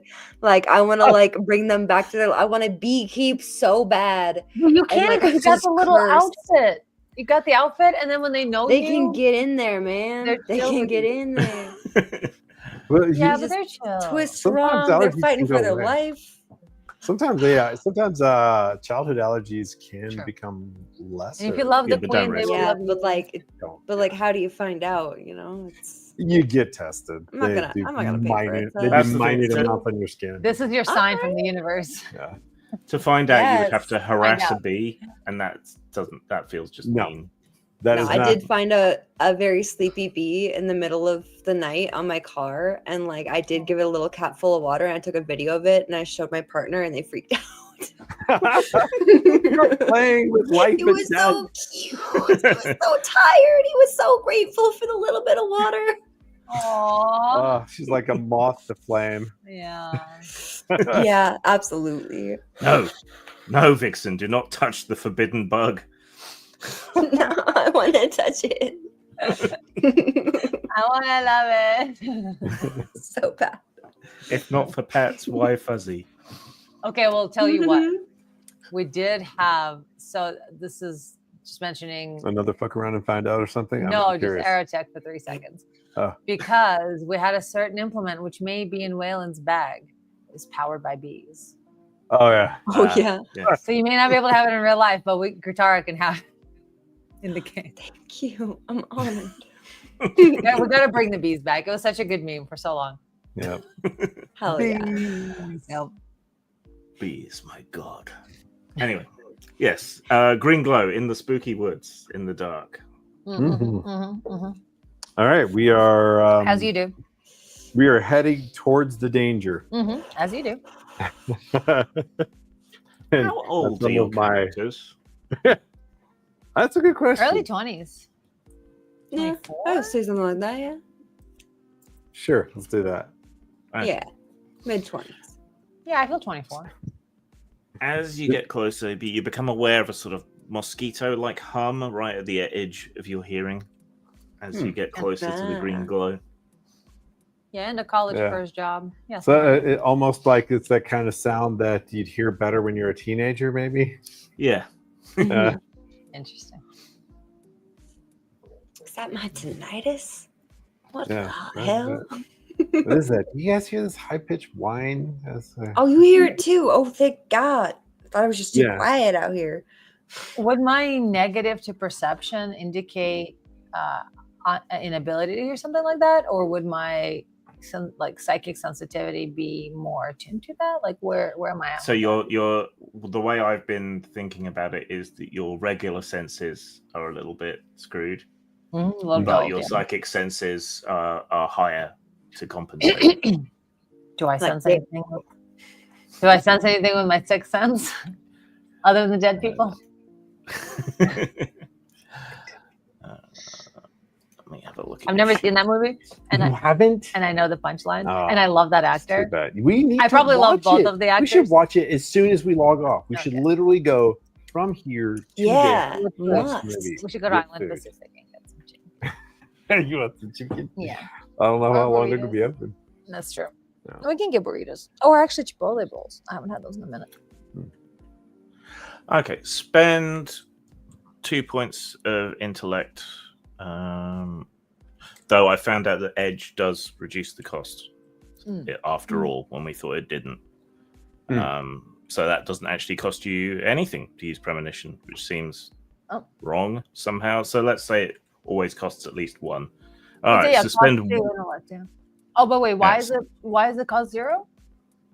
What's the? Because your Maybe edge is 2 in intellect. But maybe it's like a and then cantrip. And then it nullifies it. Yeah. But I did grow my edge. I did spend points on it. Yeah. So I mean, that kind of makes sense too. Is it a cantrip level power? Oh, you know what? Can we increase it in strength and then add bigger cost to it, or something like that with time, or Could do something like that. or eventually get other special abilities and have that be a cantrip? Give me a sec. We are playtesting, so it's worth taking. Yeah, a moment exactly. to think Yeah, about it's definitely worth it. This is perfect. Yeah. Yeah, exactly. On that note, Perfect though, opportunity to determine like what we want, how we want it to work. looks like I haven't taken my 10 minutes, so I'm gonna go ahead and do that. So that I can. Same. I desperately need it. Yeah, I gotta refill my intellect edge and pull in. Yeah, I thought we'd be going to sleep after the meteor shower. Yeah. Oh wait, was I not supposed to this reset mine? Because I was like, no, we were still in the middle. oh, okay. Yeah. Then my edge. Thank God. So I had 6 pool. I was like, that's not gonna work. I'm a little mentally exhausted, which is why Olivia was just kind of. Yeah, as you following get along, lower on your pool, are there losses like as your pool gets lower? Well, you can't spend. No, once you get to 0 in a pool, that's when you start having negative effects. Okay. So you have to stop and rest, otherwise you're just like exhausted. But it makes sense. Like I love the fact that if you haven't slept for like just a little bit, I don't remember how much, but just a little bit, it's equivalent of being drunk in terms of like how badly you drive and other things. Yeah. There's a really interesting skew in the data where like there's like how you're actually cognitively like acting versus like how you think you're acting.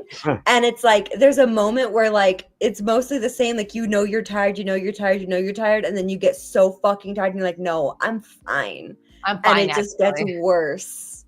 Feels like with alcohol it's kind of like that too, where you're like, I'm fine at driving, like you literally can't walk. Like, what do you mean? Yeah.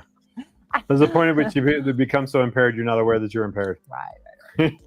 Yeah. So it's basically done. You hit Dunning-Kruger at some point. In other words, you overestimating your abilities left and right. I love it. Yes. So yeah, that makes sense that exhaustion would start impairing you in like ways in which being drunk would, or some other like silly effects. All right. So by the standard rules as written, Edge reduces the cost of using any of your powers and things that's appropriate.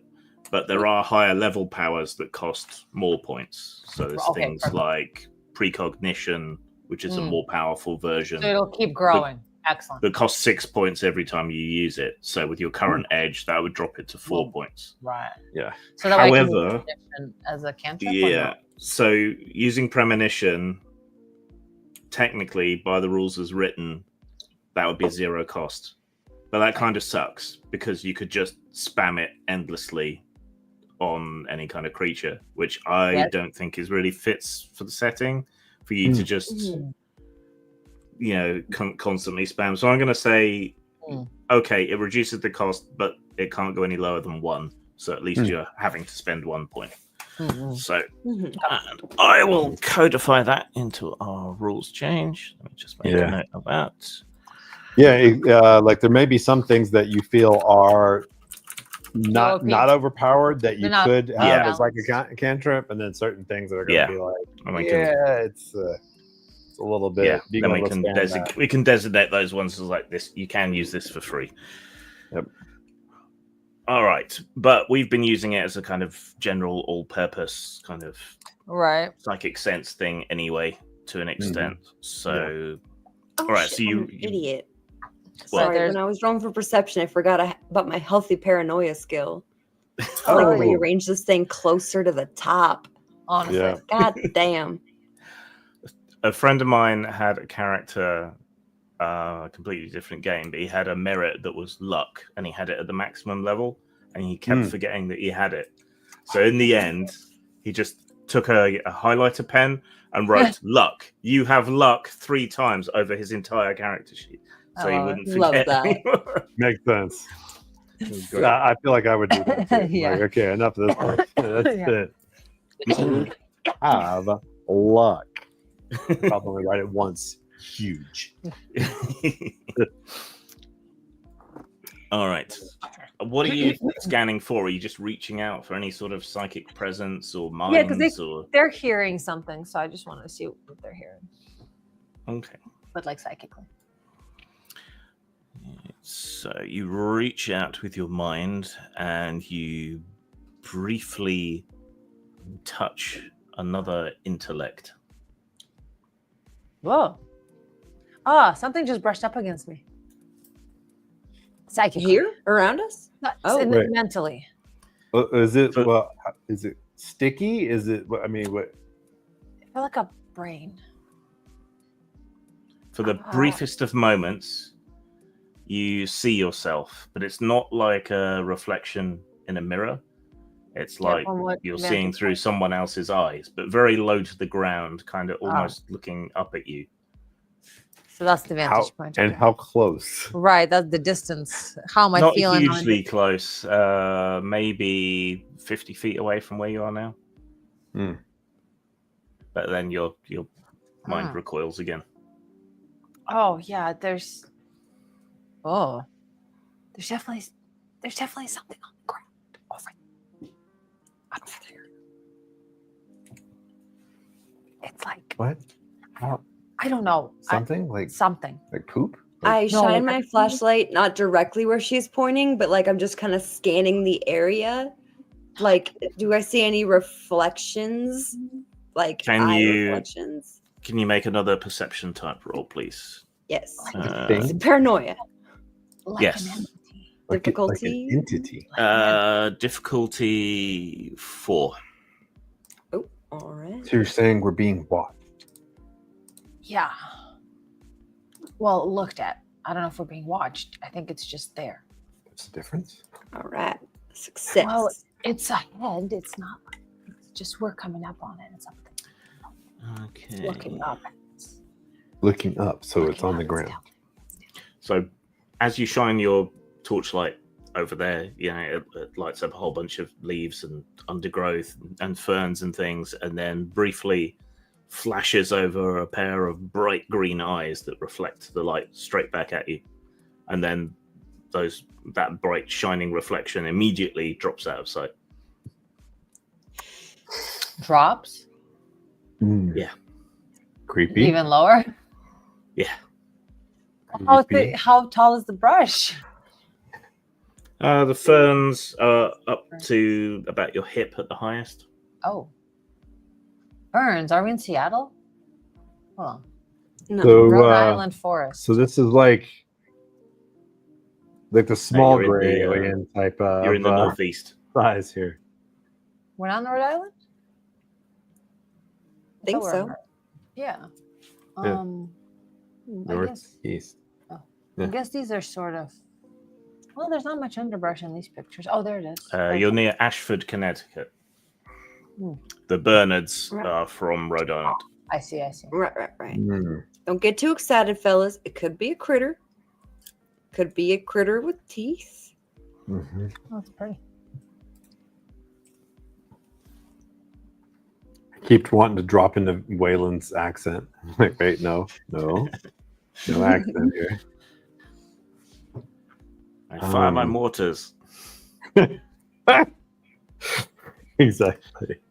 All right, y'all still want to see where this green lad's coming from, knowing we got friends in here?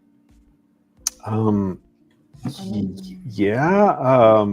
Yeah. I'm a little spooked. Can you tell anything else about them? Did you get like a feeling from Yeah, them? did I get a friendly or not friendly vibe? Yeah. Also, goddamn Ashford, Connecticut. I'm sorry, excuse you. That's rude. Rudely pretty. How Gorgeous. dare you be all Yeah. mossy and gorgeous? Yeah, that's I Thank you feel for the visual aids. That's, Yeah. Yeah, Oh, look that's. at what it Oh, looks okay, like. yeah. Nice. that. Look at that shit. There's like 10 best hiking trails in Ashford, Connecticut. It's beautiful. Nice. Look at that. Gurgling, I can hear it right now. Hercle Durkle. It's so pretty. So about hip height and yeah, we got critters.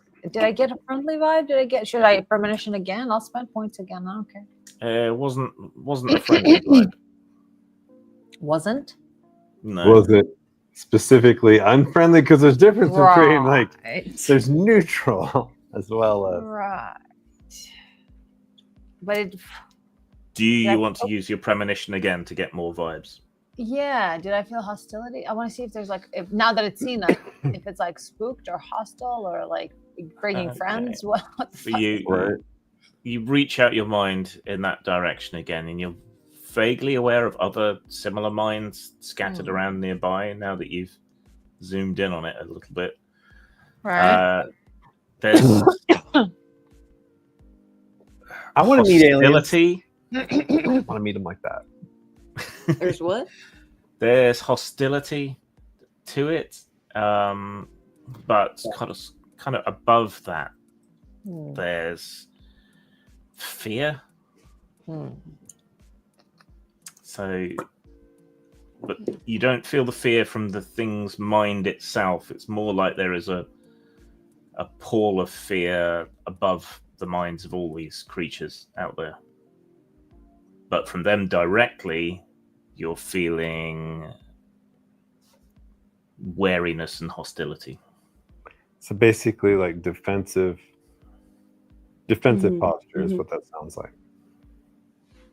Huh. Is that would that be a correct category? Yeah. Would they be so they are would it be fair to say that they're all in a state of fear as as like a group, or is it that they perhaps are They're influence of fear? your power's starting to fade away again a bit now, but their thoughts aren't that sophisticated, really. It makes you think more of animal minds that you've touched on, but at the same time, slightly closer to human. Right. The little drones, the little greys are drones. It's the big greys that are the Right. they're a little different. Okay. So yeah, I'm gonna communicate that. Okay. And So they're hostile. I think they're just a little scared. Maybe we give them like a little, like, we come in peace. You know, Yeah. nice and slow, easy. you think they'd let us pass? And that whatever? Can you try to reach out to them psychically again with a Well, I don't know. we only want to help kind of vibe? I don't know. Oh, I can't. I'm not. You can't do that. I don't know what you could do. I don't think that's. Psychic, you can do all kinds of shit. Yeah, I don't think talking. It's like a veterinarian post-apocalypse. You can do heart surgery. Yeah. Believe in yourself. It's like psychic stuff is not. I don't think it's really real that way. I don't think you can really talk to anyone or dead people or anything. So I. They're not dead though. Or alive. I can't really talk to anyone. Well, they don't seem to be like lunging out of the undergrowth to attack you, and you haven't actually seen what's there yet. So, and you haven't seen where the green glow is either. Yeah. Well, I'm gonna be like, You'd probably get. hi, we come in peace. We only want to help. We're not associated with any government entity. We're just here to be friends. You don't think Lovelace is government, right? Yeah, We're not a I government don't- entity, I are don't we? think I don't think we're That government. wouldn't- We're not the baddies. I don't think it would happen to us. No. No. They wouldn't even be able to find me Yeah. on a background check. Are they gonna have like a universal translator or like I don't know, man.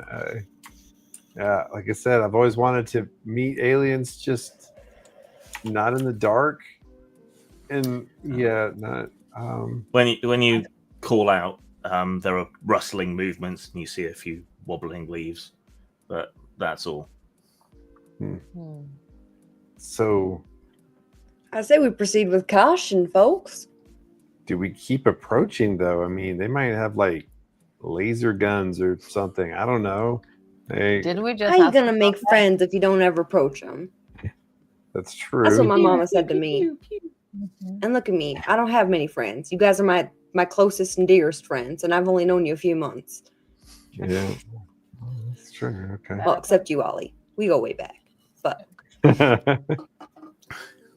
All right. Well, I feel emboldened by Kelly's. We did Talk, just ask she's- for combat. Yeah. Okay. I guess we could continue along the trail, kind of like not directly at. I don't want to head directly at the creature we So just just saw, but kind of to the side Skirt a little around and bit. yeah. Okay. Yeah, you skirt around and move in closer to where the green glow is coming from. Eventually, a gap opens up in the trees and you can see through. Checking the Geiger counter. How many It's ticking millisieverts? slightly higher than it should be, but not like dangerously so. Right. Stood in a little clearing in the woods here is a large 12-sided thing, roughly 12-sided thing, like a big metal box. There are seemingly random lights flashing off and on from it. It seems to Wait, be is hovering this about a foot Is this above a the ground. dodecahedron? Or Yeah. is it okay? But it looks surprisingly crude, like none of the lines are particularly straight. And the glow isn't exactly emanating from the vehicle, but rather from around it. So it's not glowing exactly, but it's surrounded by a glowing halo. There's a little round-ish door about 2.5, 3 feet high in the side of it, and free-floating steps, like in Flight of the Navigator, going down to the ground. I start smacking J-Rod, like just like a little bit, like dude. Yeah, I see it. I don't know what I'm seeing here. Okay, I mean, I know I said I've been doing all the videos about the aliens and stuff like that, but like being here, But that was all bullshit.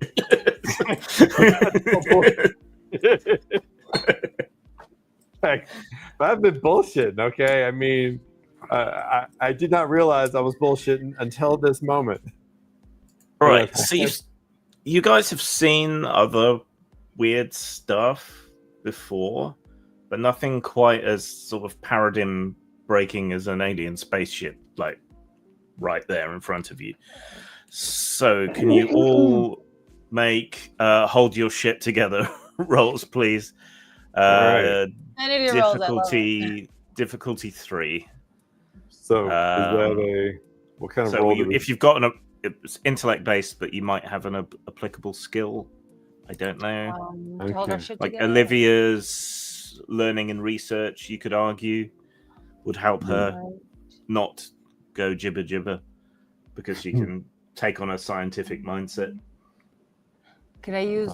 I guess ward is a physical. You said it was a 3, 4, 3. 3. Yes. Okay, I've got understanding. Would that help me put it in more technical terms for myself? It's like, okay, it's a dodecahedron, and I'm going to focus on less of the. What's the difficulty? What's it called? The something shock was. Oh, I made a whole video. Ontological shock. Yes, so I don't focus on the ontological shock. Outside context problem. Yeah, I stay keeping a healthy paranoia, always aware of my surroundings. always waiting for something to come as a surprise. That one actually. I'll let you drop the difficulty by 1 just because you're so love into UFOs, and here is physical proof. Mhm. So for you, the difficulty is only 2. All right. Standard. And I can is Effort. this something you can put effort into? Yes. Okay. And that would be from You the can- intellectual. So right. Yes. Yeah. So you can So steal your mind against the. And normally effort is 3 points, 2 points. Yeah, for the first one. Yeah. But if you have an edge, that reduces that. Yeah. Right. For the first point. But then there's not as much reduction for the second point. Yeah, like I just yeah, used you 2 work edge out and the it cost me total. 3. Mhm. You work out the total. So if you had effort of 2, that would be 3 plus 2 is 5, and then you take your edge away from that. So if I wanted to spend 1 effort and my edge is 2, how many would Yeah, that cost? that would cost you 1 point. 1 point. So you just subtract it. Right. But if I wanted to have 2 If you wanted effort, if you wanted to put 2 effort in, that would normally cost you 5 points, but then you take your edge away from that. okay. So the second point of effort is usually only costs 2 points. Mhm. And then the third one, I think, costs 1. I see. Okay. And so forth. So once you get to 3 edge, you basically get 1 level of easement for free on anything to do with that category. Right. All right. Makes sense. I'm gonna go ahead and put 2 effort into this because I do not want to be the guy who talks about aliens and then can't hold his shit together when he first encounters them. What's going on right now? And I already said you could drop it by 1. So if you spend 2 levels of effort, you don't have to roll at all. So All right. you're Yes. Oh. good. All right. So you all managed to hold your shit together at the sight of this honestly slightly disappointing looking spaceship. I think that helped. Yeah. The welds we're- on this. I feel like I got a Yeah. little cousin who could do better. To be honest. Design's a little janky. He's It's not I kinda have to great. say I'm a little my whole hypothesis about aliens, the reason why they're crashing is unfortunately seeming to be correct. Drunk drivers. It's a bit This is- Cybertruck-esque. I think it may be basically we've got hillbillies. These are the hillbillies who still have access to immense technology is what we've got here. Mhm. I mean, Mhm. no offense if they can hear me. Sorry. Just stating the obvious. It's all good. I I'm mean- from the flatlands. There's a scampering, rustling noise behind you through the ferns. Hey, little fellas. We're just here to hang out, get to know you. Come be our friends. Can we help?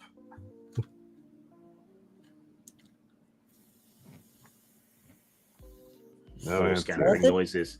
You think you hear some gabbled voices. Voices.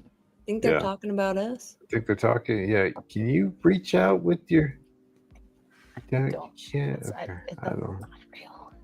That's not those psychics that talk like psychic link. That's not. Okay. I don't know how any of this works. I didn't even know any. Look, I'm still trying to come to terms with the fact that I can see things in places that where I'm not there. So it's that being real is already weird. So I don't think but I can't. Okay. I don't know. Well, let's take our break there, and you can decide during the break what you want to do. Yeah, because now it's like, how do you communicate to them? Because I really don't have any communication ability. It's only just Yeah. knowing a thing about a thing, or projecting. I meant my more senses. like get the vibe again. See if we've changed the vibe. Yeah. I mean, I could. Do, but, do you have a I don't music know. app on your? Oh, you don't have your phones, do you? Apart from Kelly, who's got a primitive phone. So. Right. I got ringtones. Can we? Yeah. Right. Maybe they'll respond to Crazy Frog. Who knows? Right. All right. All I right, got 3 so let's bars. take a I break. download that. Let's take a break. Thanks for hanging out with us, folks. We're See- going to see go if on a they break like for a music. little bit. 15 minutes. Does that sound good? Mhm. All right, Yep. cool. Sounds good. Then we will be back at 7:50. 10, Seems like, yeah, for- 10 to hour. Yeah. Yeah. All right, see you soon. Everybody mute yourselves.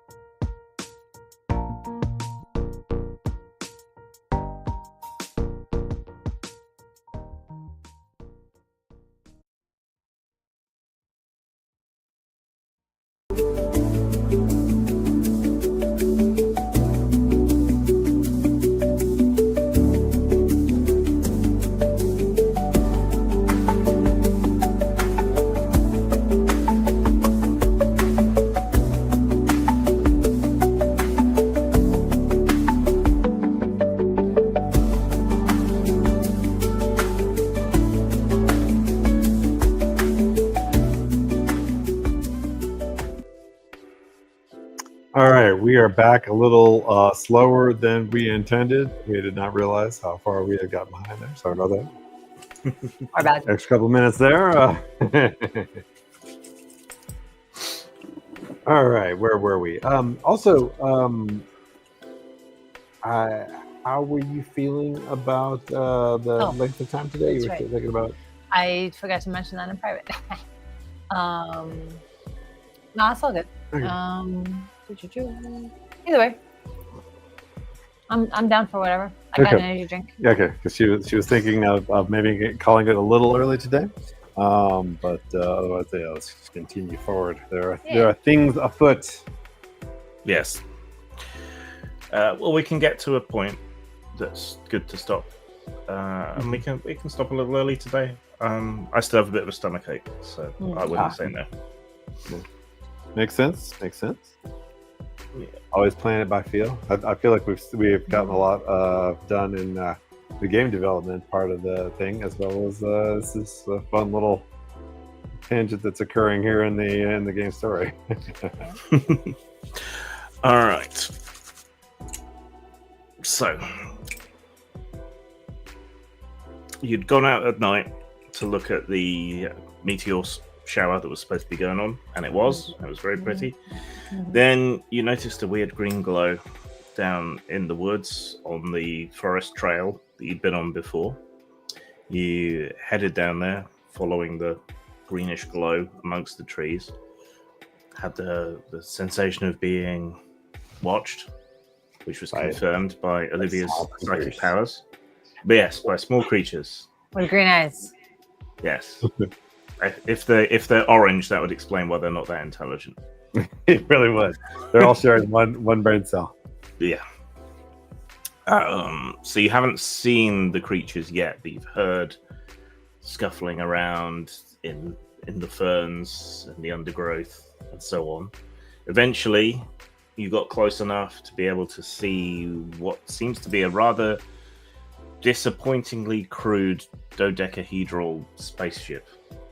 UFO floating above the forest floor with little floaty steps coming down out of it. These are the special aliens. They're the first to, they're the only ones who are really interested in humanity. That's like, nah. So that's the interstellar short bus. Exactly. A little bit. Maybe they're on a field trip. And their bus broke down.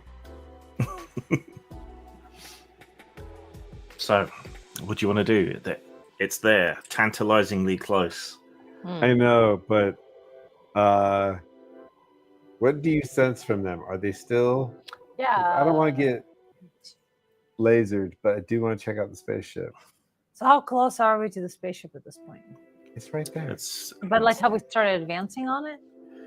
You're at the edge of the clearing. The dodecahedral metal spaceship is maybe 25 feet from you. Are they all hovering around there, glowing? We hear rustling? We even hear some sort of talk. True. Yeah. Do you guys some speak sort of English noise. by any chance? Yeah, let me reach out with my senses again and get a premonition about these fellas now that we're all here. Okay, spend a point. The sort of fear and aggression goes up when you try to speak to them. Speak or reach out? Like when we're saying when they're hearing us like calling out audio, they are disturbed by it. Yeah. Apparently, is what you're saying. They're seeing, they're hearing, feeling something. But what about their state? They seem to still be staying away from you in the shadows, hiding in the undergrowth. Though you did see their eyes before when Kelly shined her light. Can we make out anything about their features other than the eyes at this point? They have eyes that reflect light. Ooh, you've suddenly gone underwater. Yeah, your microphone. You might. Yeah, your the connection went a little weird. Let's try again. How is it now? Yeah, Okay. it's fine. Much better. It must have been just Okay. a momentary Yeah, it's glitch. a lag. So It's they have the government trying to suppress us. So they have very reflective eyes, and they're maybe 2 or 3 feet tall. Oh, that's it. But not like furry or not or Don't humanoid or not. don't know any of that. Just saw the reflected eyes. Mhm. And so what's the baseline again when they're not talking to them? So it's- Wary Mhm. and aggressive still, but more so when you're talking. Mm. Let's sort of advance towards the ship as she's like sensing on them and see if I can see if that pisses them off more. Okay. You Yeah. step closer. You notice that there are little trails in the leaves, as if an animal has been running around, which is probably them. What's Kelly and Olivia doing? I'm just kind of staying where I'm at. Okay. I'm going to distract them so J-Rod can get closer while still trying to make friends. So music soothes the savage beast. I'm gonna start singing him a little Johnny Cash. What song? Real slow and sweet. Ring think of Fire? Fire. Yeah, yeah. Yeah, I fell into a burning ring of fire. It went down, down, down, and the flames went higher. And it burns, burns, burns. The ring of fire. Ollie, how do you like it? Do you like it? The ring of fire. Do they like it? I like it. I can Well, differentiate the feeling. I'll let you know in a second. Roll for it. But meanwhile, Gerald moves closer and closer to the ship.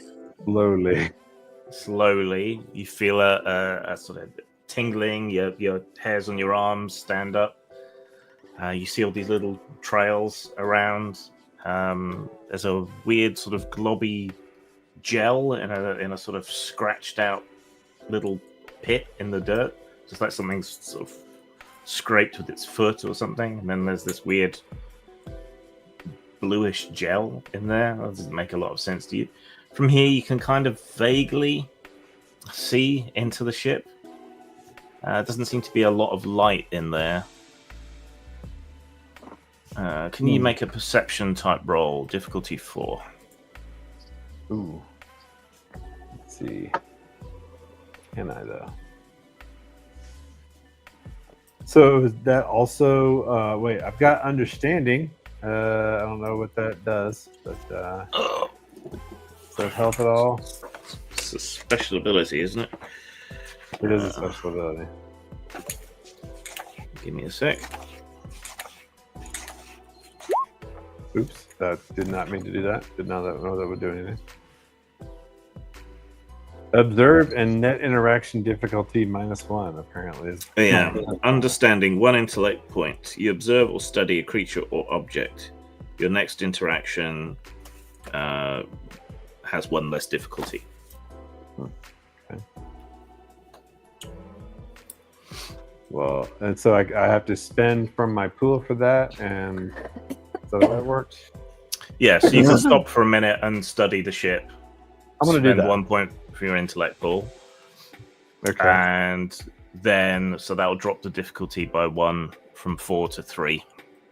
Right. And then I'm also going to put in some more. I'm going to put in a lot of effort because I really want to know what I'm seeing here. I don't want to get too close necessarily. It's gonna cost me 3 more points. Whew, my pool's getting low here. Need a little break. Yeah. Getting exhausted and jittery. Yep. Okay. And then that will allow me to make a roll on difficulty 3 with 2 levels of effort. Yeah. Okay. Yes.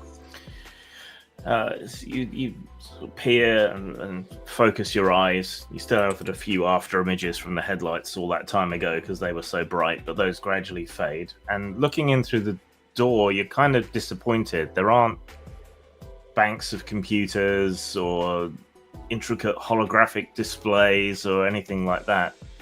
It reminds you of when you're playing a computer game and you clip through an object or a wall and you see the other side of the wall and it's like nothing really, and it kind of ruins the whole illusion. Okay. I mean, you can't see everything in there, but it's what you can see is giving you the impression that this thing is just basically a big empty box. Okay. Which is a little odd. Yeah. Meanwhile, so Kelly's singing. Olivia was reaching out with her mind again. Seeing how they feel about the singing and Jared's. They hate the singing enormously. Oh, fuck. Right, Kelly. I just haven't gotten to the good part. Wait for the drop. Hold on. Before you jump. Out of the darkness, are suddenly seen in the diffused light of the green glow. A furry potato hurls itself out of the darkness at you. It's about 2 feet tall. It has a downward curved mouth filled with sharp teeth, 2 beady eyes set into the fur. Its limbs stick out at the sides and the bottom like, any bipedal creature would. Its skin is bluish. It has sharp little nails on its hands, and it hurls itself at you, full of venom and hatred. Make a roll to avoid it. We have a country music Prejudice here. Maybe that's why they. I think it's just because I was a cappella. I bet if I had my guitar with me, it would have been a whole different thing. Or your banjo. They've probably No, seen not Mars for attacks and think you're attacking them. Yes. Right. Wait, I can finally use my danger sense. It actually works. And your crossbow. I want to plug this little fucker. Well, I don't know if I want to kill him, but he does want to kill me. That is kind of like. I mean, he is criticizing, your music, and. He was the Man in Black, and those people do horrible things to aliens, apparently. So, according to some interpretations. Have a point there. Right. That may be why. And what is maybe aliens really hate Johnny Cash because they're confused. They're like, they don't know what one Man in Black versus another Man in Black. What's my difficulty? You're very 3. scared. 3. How much effort do I have? I only have 1 edge and speed. Okay. Quick, Kelly. Sing opera. Maybe if you. God on your bed. There you go. Exactly. Hey, there we go. Danger sense. Speed dodge. We are out of Rice Krispies. What's the other one that we just saw? The espresso cappuccino, por favore. How did Oh, that that's so weird, yeah. Mi amore, espresso macchiato, por favore. All right. You sense the thing coming before it hurls itself out of the darkness at you and deftly step to the side. It hits the ground, sort of tumbles over itself and scrambles back up onto its feet and hisses at you. All right, folks. Combat turns. I won't really bother with initiative. But what do you want to do, and who wants to go first? I'll let you decide. Aliens. You want to get your ass over here, J-Rod? Yeah, I think I think they got the drop on us with this one. They have a surprise attack. Yeah, so I'm like, oh shit, we were creating an international incident. So I'm still Intergalactic. intergalactic incident. But at the same time, I'm also not impressed by these aliens. So I'm kind of, it's like, man, these are some disappointing aliens. They really hated when you talk, and they really hated when you sing. So maybe we can use that against them somehow. Maybe we can just like annoy them. Maybe they only do sign language. Scream. Maybe just annoy them to death. They were More than cheering doing in us the well. bushes. We'll start like making random hand gestures at them. Gang signs. Yeah, sign up gang signs. See what they think. Well, there's only this one at the moment, and it was attacking Kelly. Yeah, So- it's mad. I'm be like, rock on, guys. Oh, wait, we're talking. I'm gonna do my best impression of somebody who actually could do some sort of sign language. Of course, it's all just complete bullshit. So, but J-Rod is an epic bullshitter. Okay, he is. Yes. He is. That is his job. I mean, he is a speaker. He's You're a gonna fast jovial talk with your speaker. hands. Exactly. I'm gonna do fast talk in sign language that I don't know, that I don't speak. I mean, you can mime and hope that they have somewhat similar body language, given that they have a similar body plan to humans. Let's see. Right. Make a social interaction roll, difficulty 5.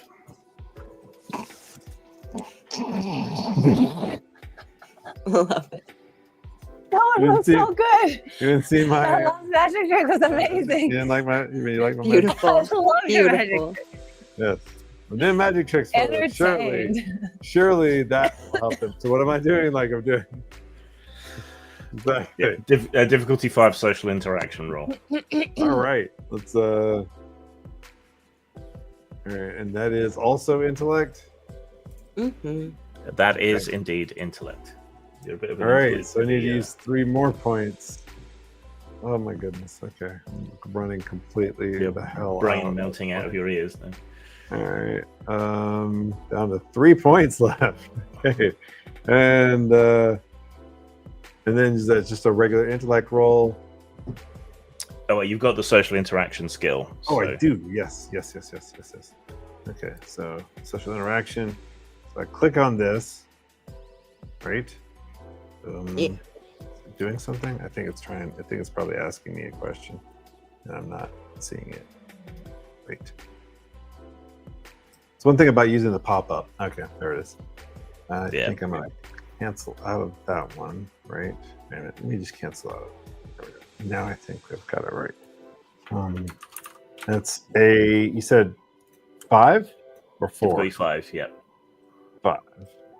Okay. And with 3 effort or 2 effort, right? Yeah, 2 effort. It cost me 3 points. Yes. I had the. Maybe they like my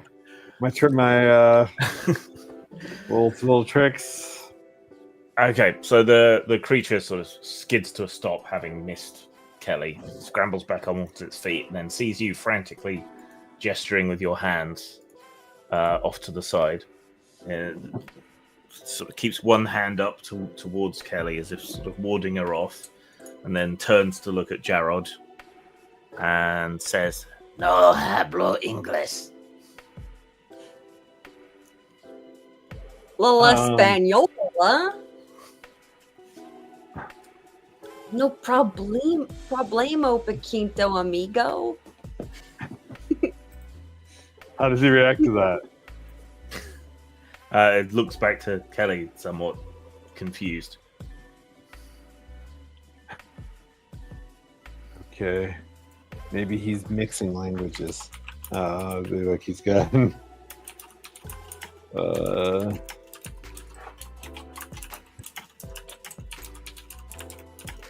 Yo, a studio Duolingo E2.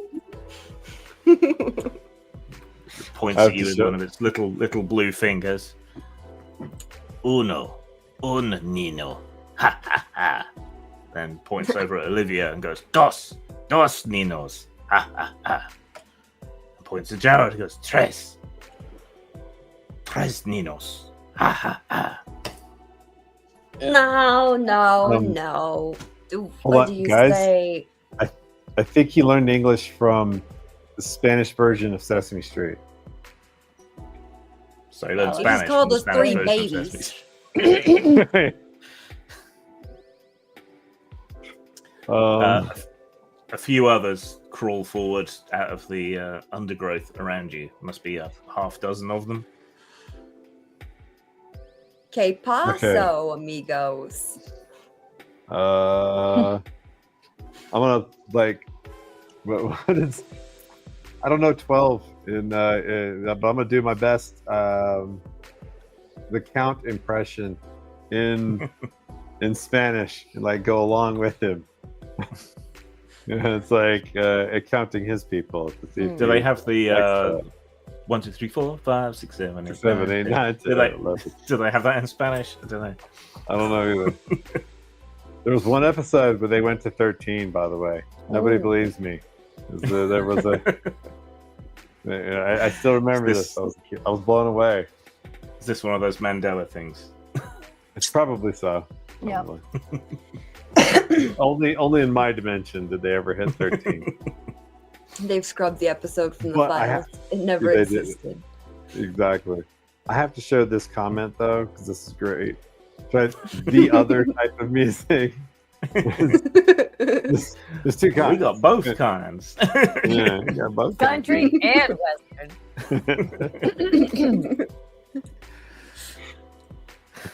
Yeah. Next up, Kelly doing the theme from Rawhide.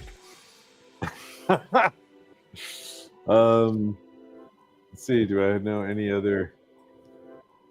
It's 1, 2, 3, 4, 5, 6, 7, 8, 9, 10, 11. Don't say amigos. Don't say.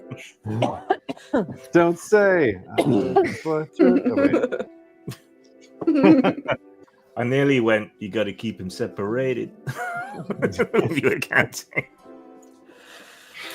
And then I'll go. Cinco says.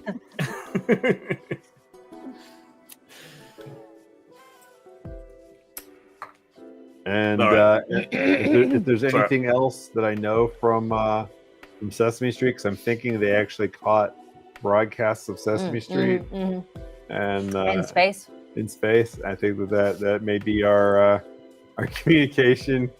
Yeah, maybe they were expecting to make first contact with Muppets. Yeah, But they yeah, kind really. of have. True.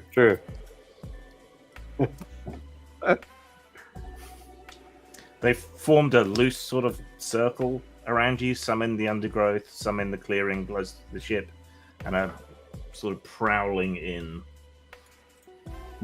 Are there any? Amigos. Prowling. Do they seem like they're enjoying it? Do I know a Sesame Street song?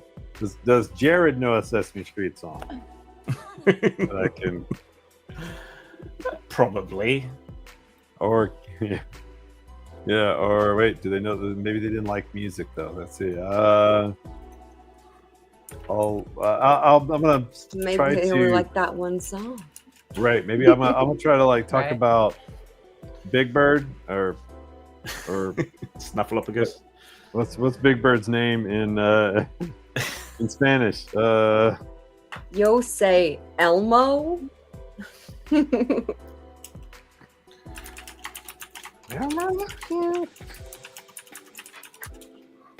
See if I can do It's- like the. Big Bird is called Abelardo in the Spanish version of Sesame Street.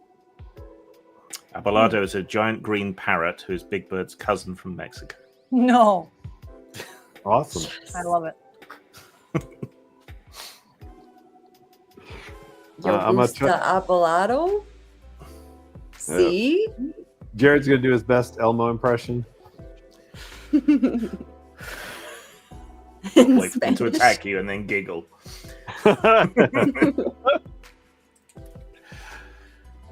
They seem to have stopped. They're not crawling any closer, but they do look kind of menacing. But maybe they can't help it. They look like angry, furry potatoes. It's a little bit hard to take them seriously. Yep. And they speak in like count, like the count. And other, Sesame Street Spanishisms for the most part. You're pretty sure one of them just said something about how do you get to the library or something. Okay. All right, we're connecting, we're communicating. It's a little Something. less than I expected, but Just draw on so them real quick. A couple of So I them don't inch forget a this bit moment. closer towards Kelly. uh-oh. Amigos. Guys, I'm running out of my Duolingo Spanish. I only kept up a 6 month streak and I just gave up. Trace amigos. And stop, look at each other, and then they start to retreat back towards the ship. Or keeping an eye on you, so sort of backing away slowly. Okay. All right. Adios, amigos. Te amo.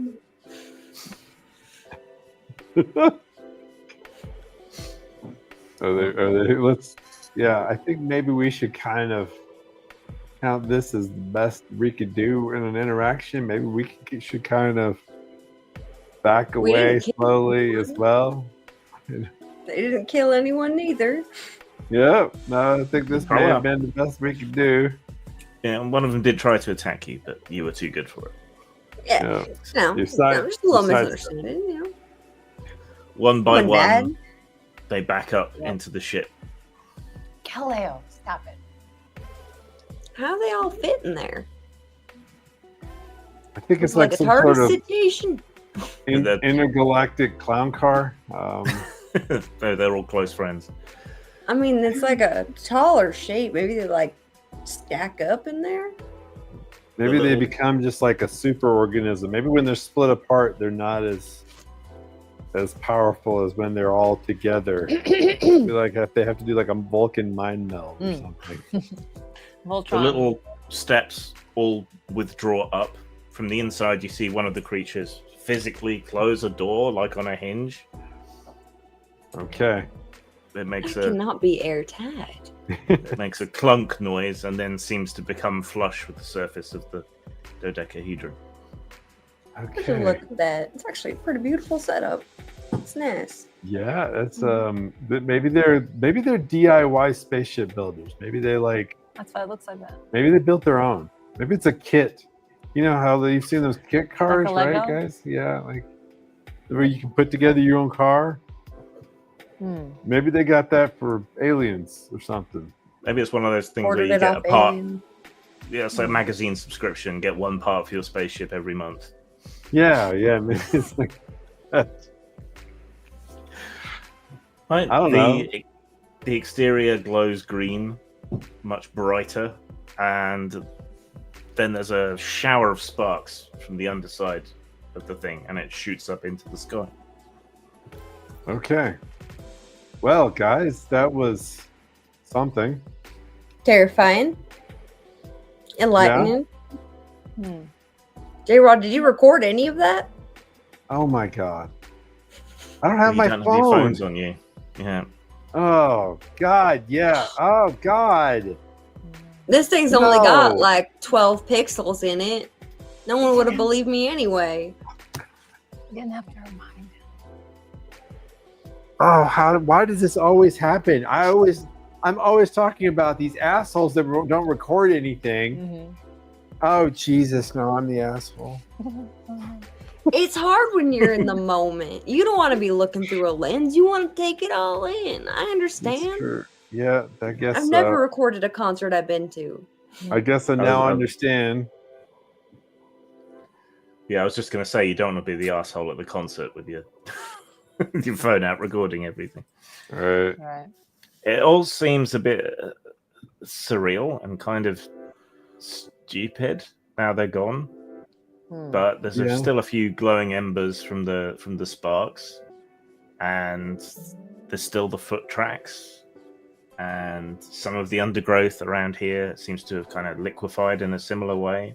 There's still that scrape in the dirt with the blue goo in it. They were definitely here. Yeah, this was not our imagination. They were here. This is weird.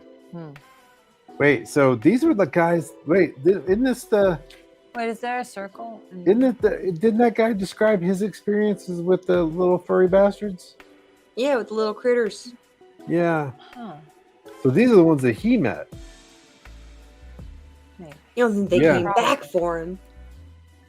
Maybe they're kind of keeping up with him. Maybe. You know, seeing the craftsmanship on the ship, I'm now understanding why the tooth thing might have gone screwed. Jose described being kidnapped by Nordic aliens, not right. furry guys. All right. Somebody else described the furry bastards. Somebody. I have that in my notes too. Yeah. There's not that many people, so it may have been Delilah. Okay, who's Delilah? Which one is that? Jose's partner. Ah. Okay. Right. She's been full of stories, but hasn't really had anything to back it up. Right. Oh. Gotcha. Okay. Well, now we're full of stories and don't have anything to back it up too. Oh. All right. Well, so proposing that the TLA ain't gonna come out here and clean it all up, I say hit the hay, come back fresh tomorrow, take some pictures in the sunlight. That's a good idea. Sunrise is only in a few hours anyway. It's late. I could still make something of this. I could still, yes, we could still record. And if we're all together, we talk about it together, our experience together. That would our stories are Yeah, corroborated. then it's got it make great content. I think it make great content. Yes. All right. Yeah, I'm exhausted. I'm ready to hit the hay. That was something. Really so you wend something. your way back up to the retreat. Inside, there's another couple of people that have turned up and have joined the crowd. Well, very small crowd, but still, with you guys added, it's more of a crowd.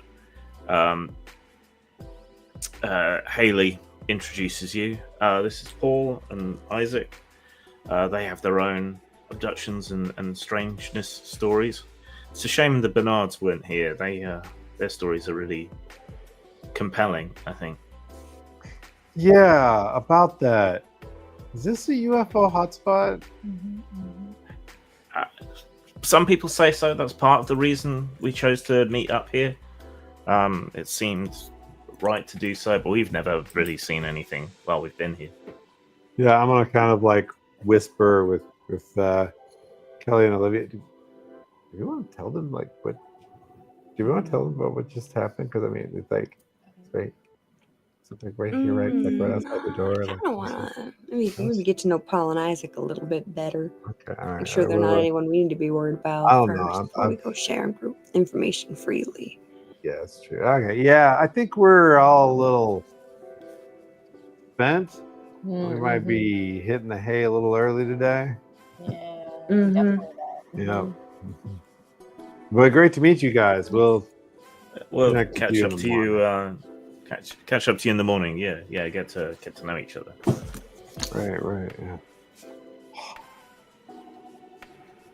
Okay. Yeah, I'm gonna kind of stumble towards bed. It's stupid o'clock in the morning, but despite that, you become aware that Madeline is peeking down at you from the attic room. You just see her eye and then a little pinky finger waving to you. Wave back. Wait, wasn't she like drawing these critters or something? She's doing something. You guys remember if she was? She's trying something. Yeah. She drew aliens in an egg-shaped spaceship. Yeah, that's what. Adrian. Yeah. Makes me wonder. True. She was drawing other people's experiences that she'd heard, Yeah. but she also was. Does she seem to be trying to get our attention, or is she just like kind of just? She's just awake and shouldn't be, but is kind of interested in what everyone's doing. Mm-hmm. Right. I think the exhaustion is still going to be too much for J-Rod's curiosity to have any part of it. All right. Well, those furry little demons that we had to deal As soon as we talk to her, the jig is up for her, and she's got to get sent to bed anyway. Yeah, exactly. Yeah. Don't be a narc. Right. All Very right. important. So we shall pick up from there next time. Experience points. Deal with our experience with the supernatural. That's our first, like. That's our first, well, yeah. aside from, I mean, like, think about that. Well, Kelly did get the thing sucked in. That was weird. yeah, that was technology. That was weird, but it wasn't. But this is like aliens. Non-human intelligence, or non-human sort of intelligence.